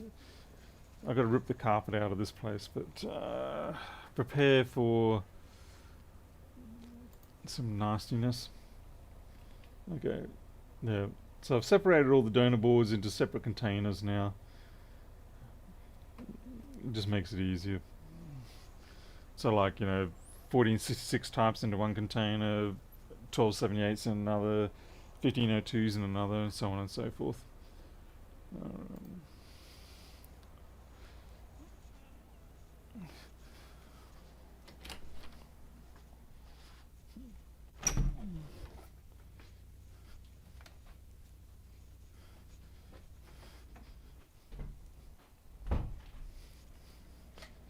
Give it, we've got 1398. Serious computer. Do I use a database for my jobs? Yes, I do. I wrote something up in a couple of days. I just had to get it done. 579. So what's the job for this? Screen shuts off upon boot to any partitions, including recovery, internet recovery. Intermittently will not show a screen on all boots. Pram and SMC resets don't work all the time. Okay, if we're lucky, this will be a U8900. Yeah, I don't know. I'm kind of used up my U8900 luck for the week. SQLite actually, and if I'm not using SQLite, then for my main database, for my big stuff, I'm using Postgres. I used to be a big MySQL fan back in probably 1997, maybe 1998, and then I discovered Postgres, and I changed over to that. It wasn't as fast in terms of queries and stuff as MySQL, but I greatly preferred the stability that Postgres has compared to the MySQL. But yeah, for a while there I was pushing MY, and then I discovered Postgres and I was like, nah, that's it, I much prefer Postgres. And then I discovered SQLite when that finally came out, and for a great majority of things that I do now, SQLite is my preferred database of choice, because finally it gives us what we really wanted compared to the old sleepy cat database systems that we used to have to pay through the nose for, which is really just a real hack job of a flat file system. I'm pretty sure this is a 3330, 3332 rather.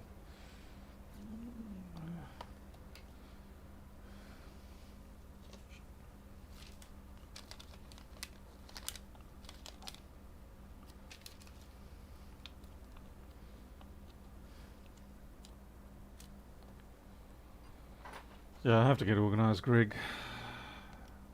Absolutely essential.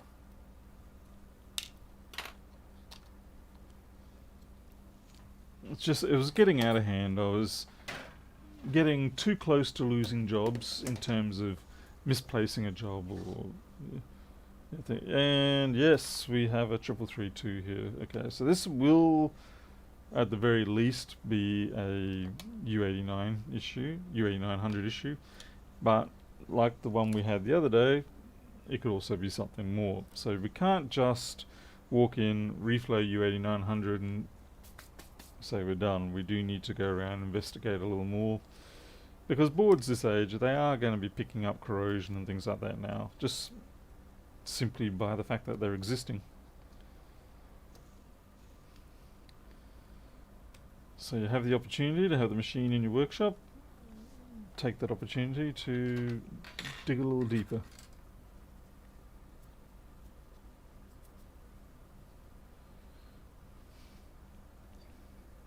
And don't break the Wi-Fi cables, whatever you do.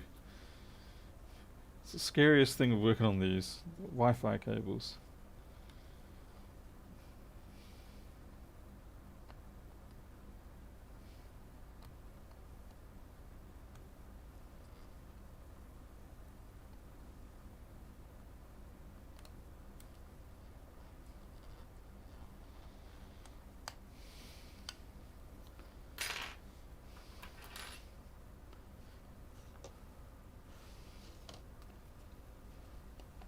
Hey Tony. Oh yeah, and PHP is my primary language for most of my work. If it's not something that if it's something I'm putting on the web, then I'll be using PHP. I know there's a lot more cool languages and stuff like that these days, but honestly, PHP, as much as people hate it or lament about how it's a security nightmare, if you're a C programmer and you're used to dealing with the mindset of, avoiding security pitfalls, then PHP is an absolute pleasure to work in.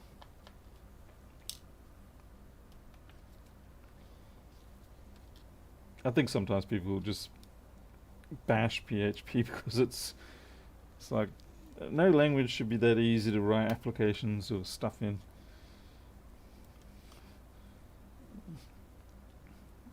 Because really, it made web development so much nicer.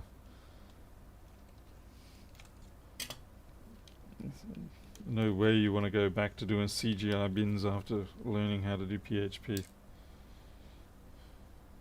You'd sooner probably cut your arm off.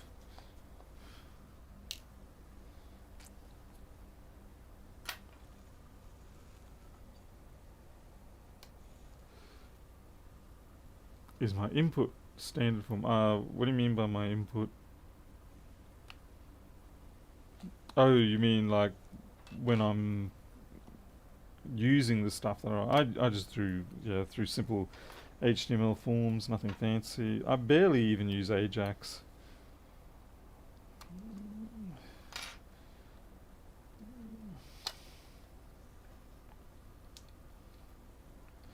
Perl.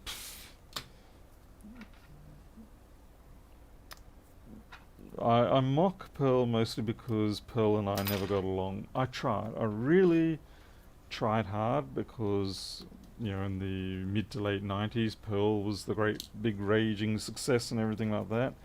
It was considered the more professional language to write things in compared to, say, PHP. So all the losers were using PHP who couldn't learn a proper language.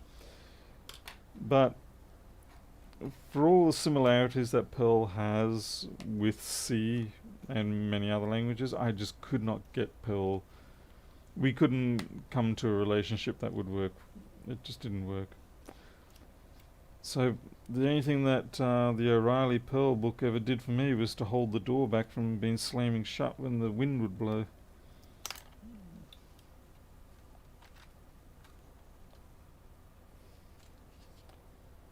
Yeah.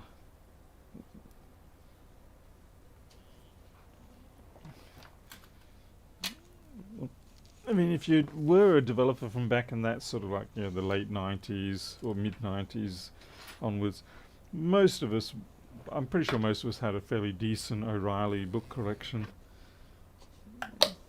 I think the only one I have still now is the send mail guide on all the rule sets.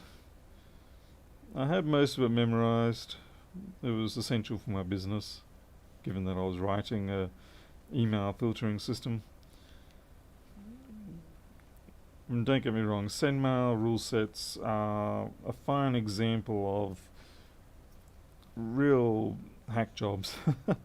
It's was not pretty. Postfix did a vastly better job of email, but to be fair, Postfix had the advantage of effectively SendMail's hindsight. You know, we could sort of go, okay, well, SendMail is kind of crippling us here and here and here, and Postfix did a superior job of implementing something that was good to replace SendMail ultimately. Okay, we've got a little bit of corrosion down there, but nothing too bad. It's mostly just fluff.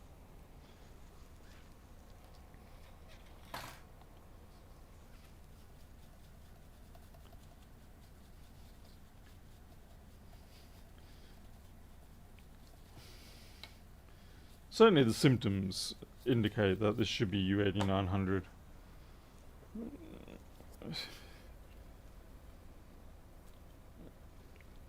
Or at least a good portion of those symptoms will be because of U8900. But like I said, I'm not willing to completely disregard the possibility of other faults. Okay, so like there's a little bit of corrosion there. That needs cleaning up.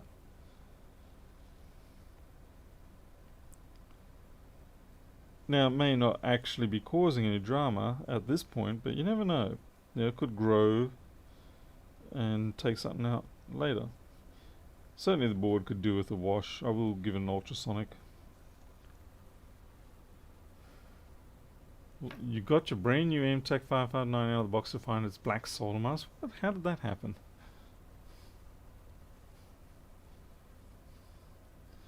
Yeah, Travis, for internal stuff, Postfix is still... I mean, I've got no problem using Postfix.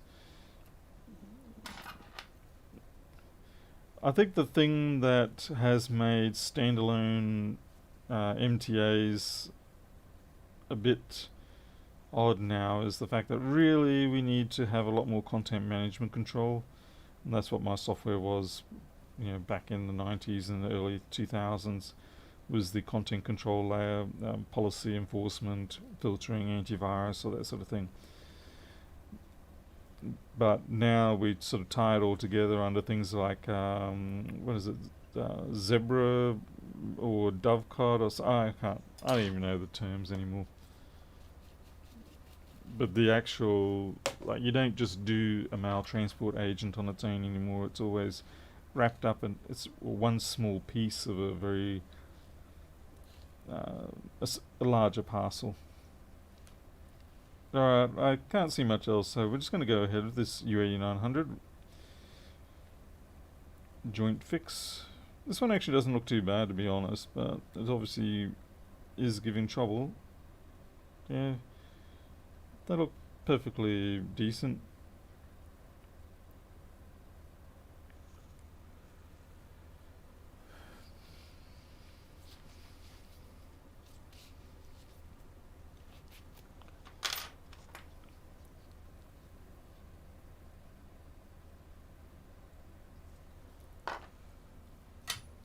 Okay. I just like to heat up the area.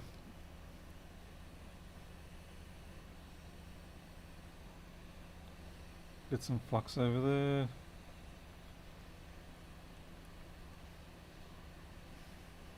There is a fair bit of thermal mass on this, so if you try to do this job with a micro pencil, it will pretty much actually make things worse. You'll either get a stuck tip and tear a pad, or your bridge pads, or you just make a mess of it if you don't heat up the area.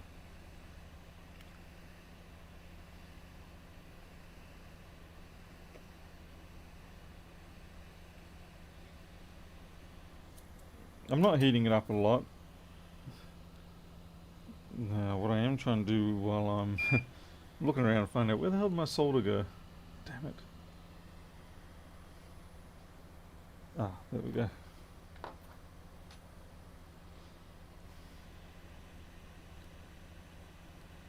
Okay, there should be a reasonable bit of heat soak in there now.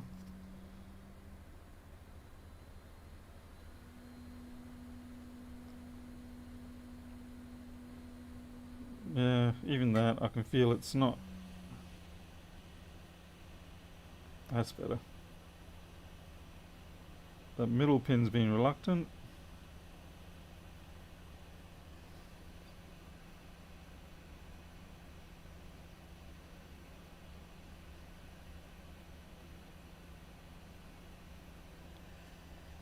Yeah, watch out for that resistor.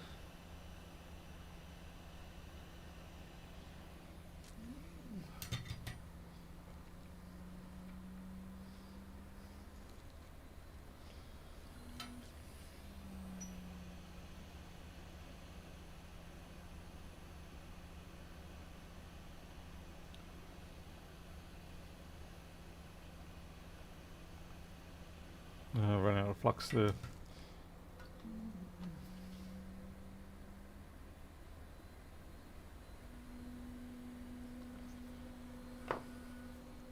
Ah, fume extractor. Thank you, Barry.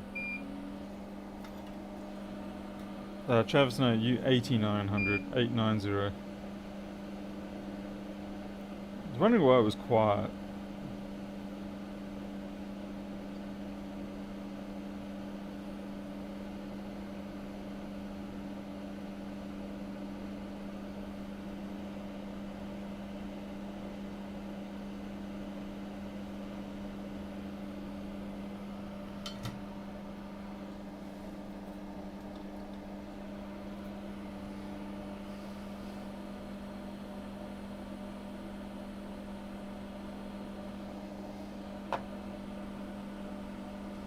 Andrew, it depends on what sort of flux type person or your amount of flux you apply.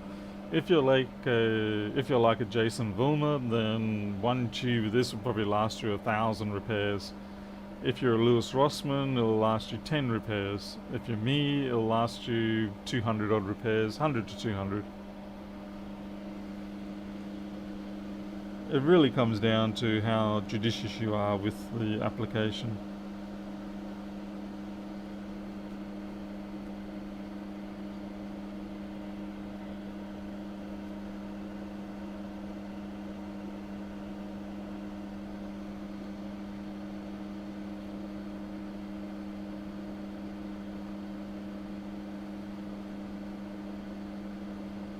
There's one pad that I'm not happy with. That one on the very left there. It's just insufficient solder there.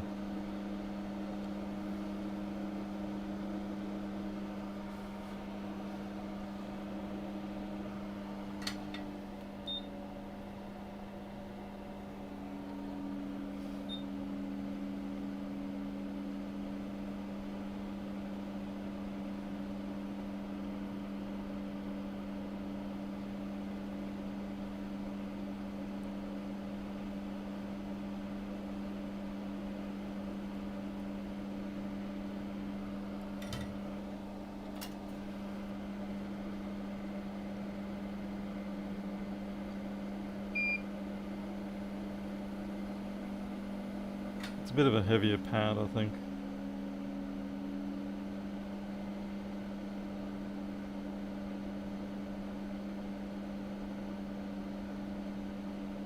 And now I've run out of flux again, damn it. I'm going around in circles. It's kind of like when you can't work out what you want to finish off in terms of food. You want to finish on something sweet, something salty, and you just keep going back and forth. Alright, that's better. Andrew Ross, yeah, that JCar stuff is... it's, yeah, not the greatest. Generic, I suppose. I shouldn't mock it. I mean, at least it is flux, as opposed to Vaseline. But you really do notice the difference when you switch over to a good flux.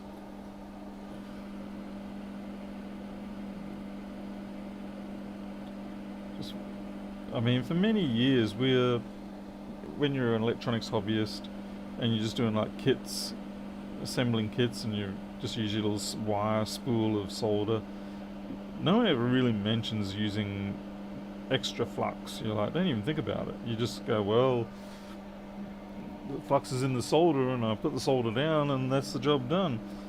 And you don't really think, maybe I should add some extra flux. And then when you get to this sort of work, and you all of a sudden realise, man, I should have been using extra flux the whole time.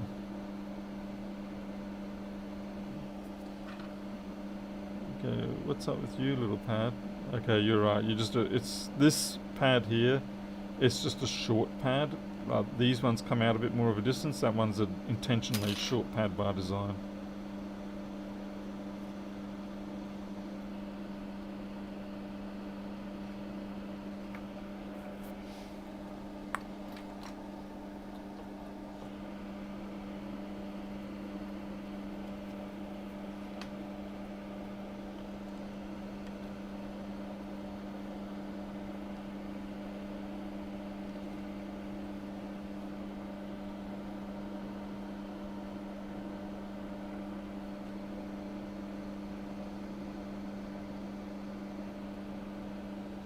I'm paranoid about shorts, which is why I wear a skirt.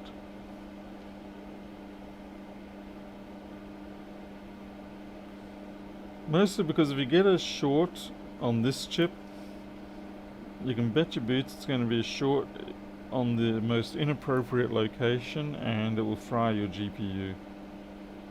Alright, we're good.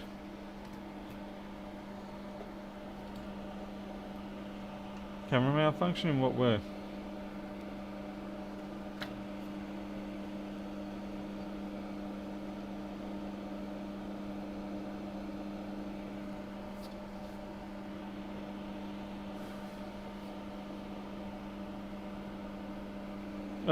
It's understandable, Noosa. I mean, the guy is, well, you know it anyway. But yeah, he's got to work on that right to repair stuff, and that's a lot of work.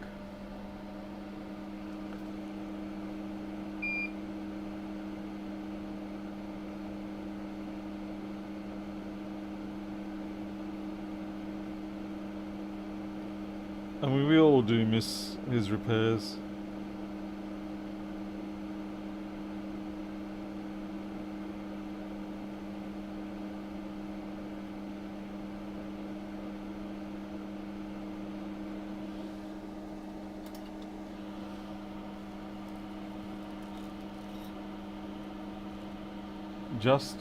What? Just my end pay it.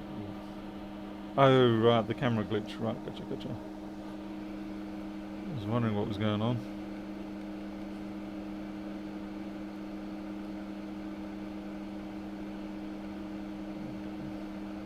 I was trying to see what's corroded here.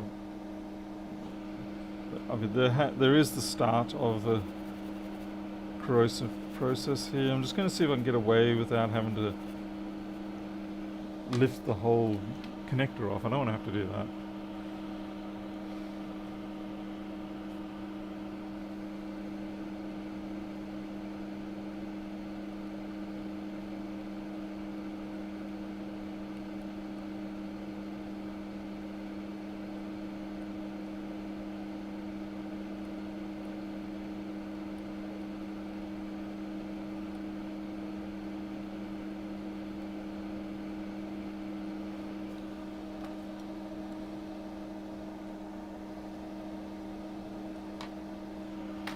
Trying to decide what I'm going to use as an applicator.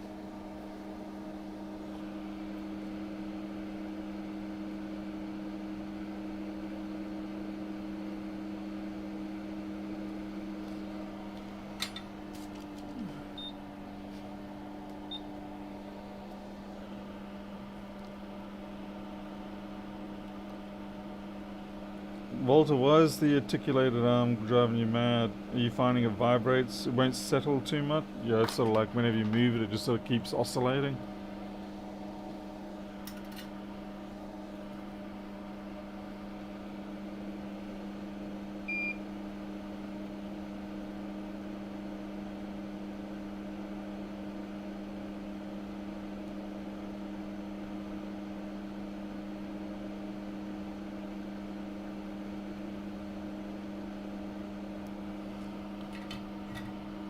touch the desk, the Microsoft, yeah. Have you tried, I imagine if you had a solid wall to mount it to, you'd take that option, but I'm guessing you don't.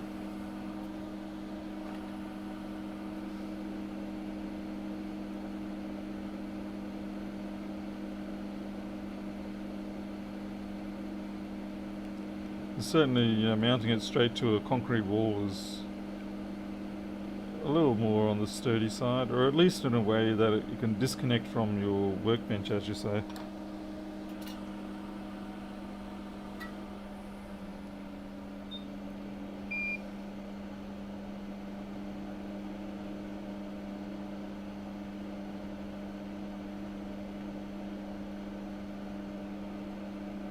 Alright, I'm happy with that now. Now I feel better about that.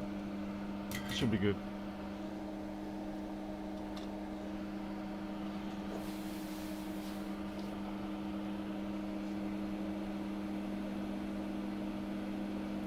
Unfortunately, even at 250, the fan lockdown tab kind of melted a little bit. It's not bad, but it's just annoying to me.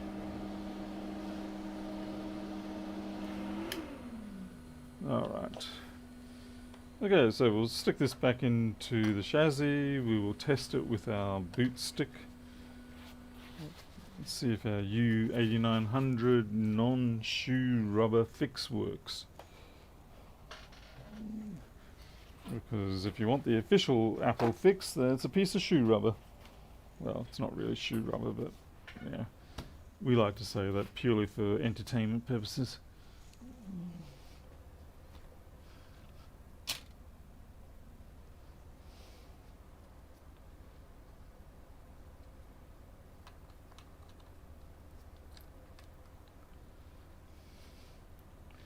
I'm sure Apple has marked down that each one of those pieces of rubber costs at least $100.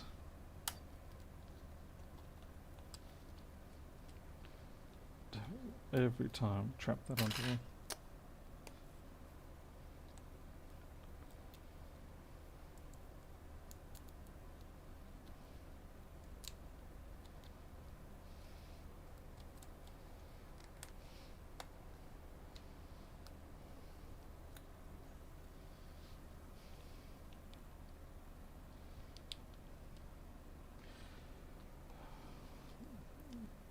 It's hard enough when I'm freshly awake to do this work without my glasses. It's certainly harder when I'm half asleep.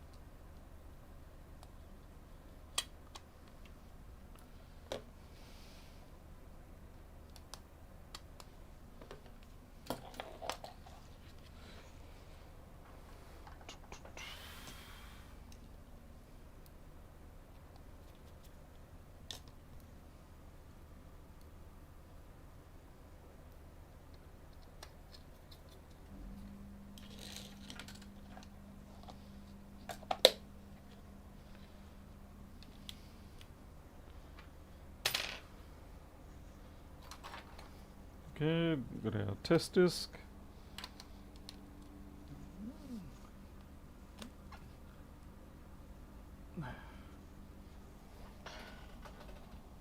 I saw that comment, Walter.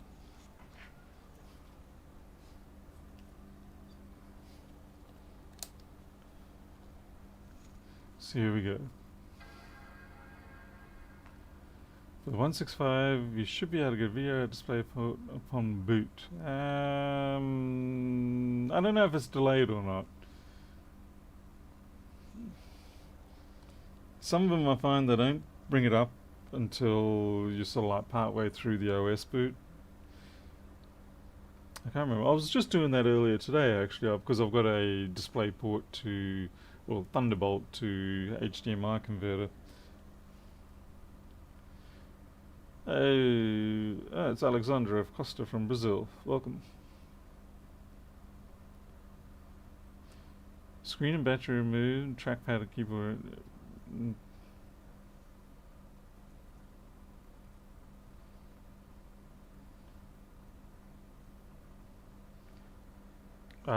Miles, with that one, does it shut the fan down after about 20 seconds for a second or two? Because if it does, then you've got a dead CPU or PCH.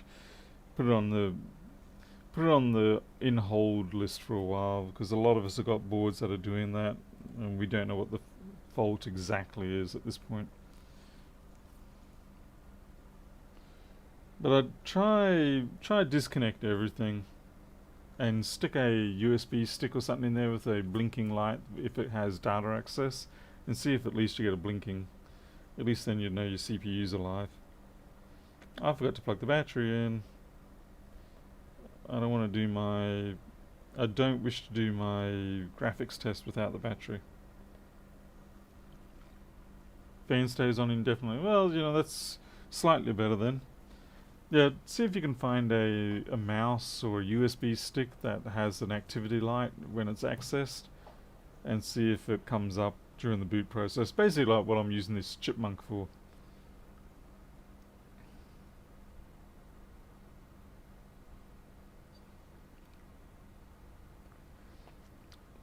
Bikes, cars and guns, you actually got your first MacBook earlier than I did. I didn't get my first MacBook until I think I was about 41 or 42.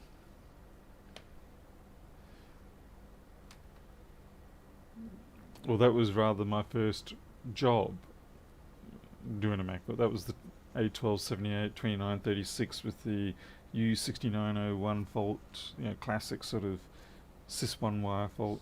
I was very lucky it was a sys1 wire fault. Otherwise, I may not have found it. 30 years ago, harsh. So harsh.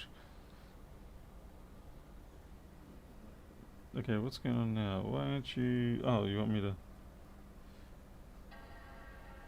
There's fast response on the battery.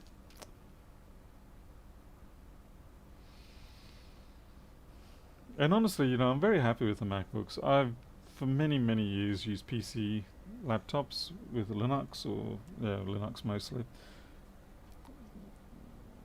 In the older days, it was desktops with OS2. And then one day I got a 1502 given to me, and ever since I got that 1502, I've switched over to using Macs. And the stupid thing was that it was only the simplest of things that converted me. It was the fact that I could shut the lid on the system, and then 5 seconds later open that lid back up, and straight away it'd be ready to run again. Whereas with Windows at the time and Linux, you'd sit there and it would just chug away, reloading the system or whatever. Even if you just told it to go to sleep as opposed to a full disk hibernate, which understandably does take a bit longer. Just those small things that made the difference and won me over.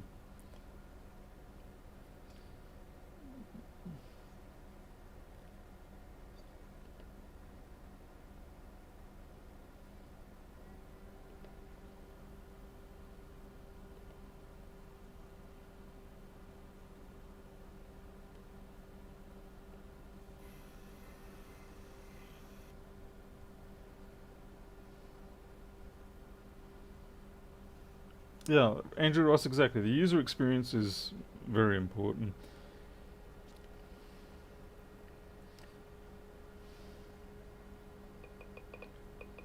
And I think that's where Apple invests a lot of money into the user experience, and really that is how they win a lot of their customers. Because Android may have certain things 10 years before Apple does, or anything, things like that. But the trouble is, it's usually buried behind a whole bunch of stuff, or it's awkward to use, or it's slow to use. It's Linux suffers that problem too. Linux people used to sort of like mock Windows when Windows would finally bring out something, And Linux people would be like, oh yeah, we've had that since, 10, 20 years ago. But the trouble is, Linux is a pain in the ass to use if you're not familiar with it.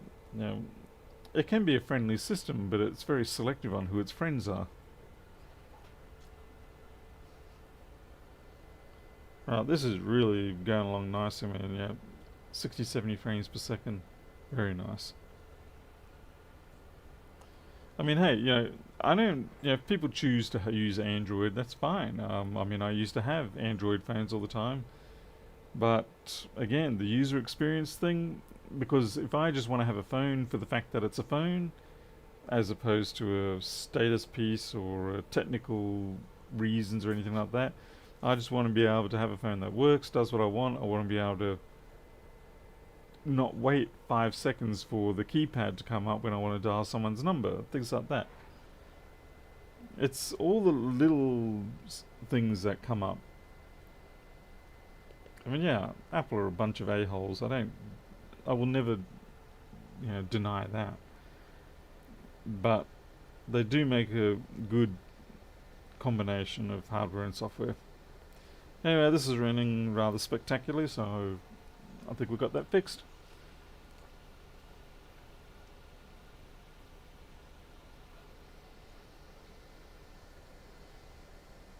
And I mean, if someone says to me, you've got to use an Android phone, I'll be like, fine, yeah, I'm not going to cry about it.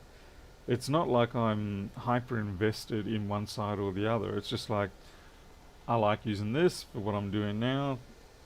Yeah, if I got to change, so be it. I mean, I use Linux for my development work. I use Mac OS for, but just if I want to take a laptop down to Townsville or something like that, and I just want to be able to open it up, get onto the free Wi-Fi, or things that you just want to be able to do without fiddling and farting around. This is definitely fixed, I'm going to say. So I think that's another one that's a win. And it was a good example of the fact that, okay, we had U8900 to do, but it was a good thing that we spotted the corrosion on that connector that bridges over to the daughter board, because many a time the daughter board functionality can actually kill the whole computer. It can shut it down, stop it from coming up, things like that. So while that corrosion may not have yet been fatal, it was on its way, and we stopped that. Shut down. So that's good. 2 for 2 tonight. Which is good because they're the only machines I had turn up today. So I've done them both. And my keep. Excellent. Alright, well, that's it for tonight. Looks like it's almost midnight, so I'm going to go off and have myself some rooibos tea, relax, watch some pointless Netflix or maybe Disney Plus. Maybe I'll watch Frozen 2 this time. We'll have a see. Okay, I'm out of here. You all take care. Thank you very much for being here. If something comes in tomorrow, we'll have another stream. If it doesn't, we won't. Guess we'll have to wait and see. Until then, you all take care. I'll see you later.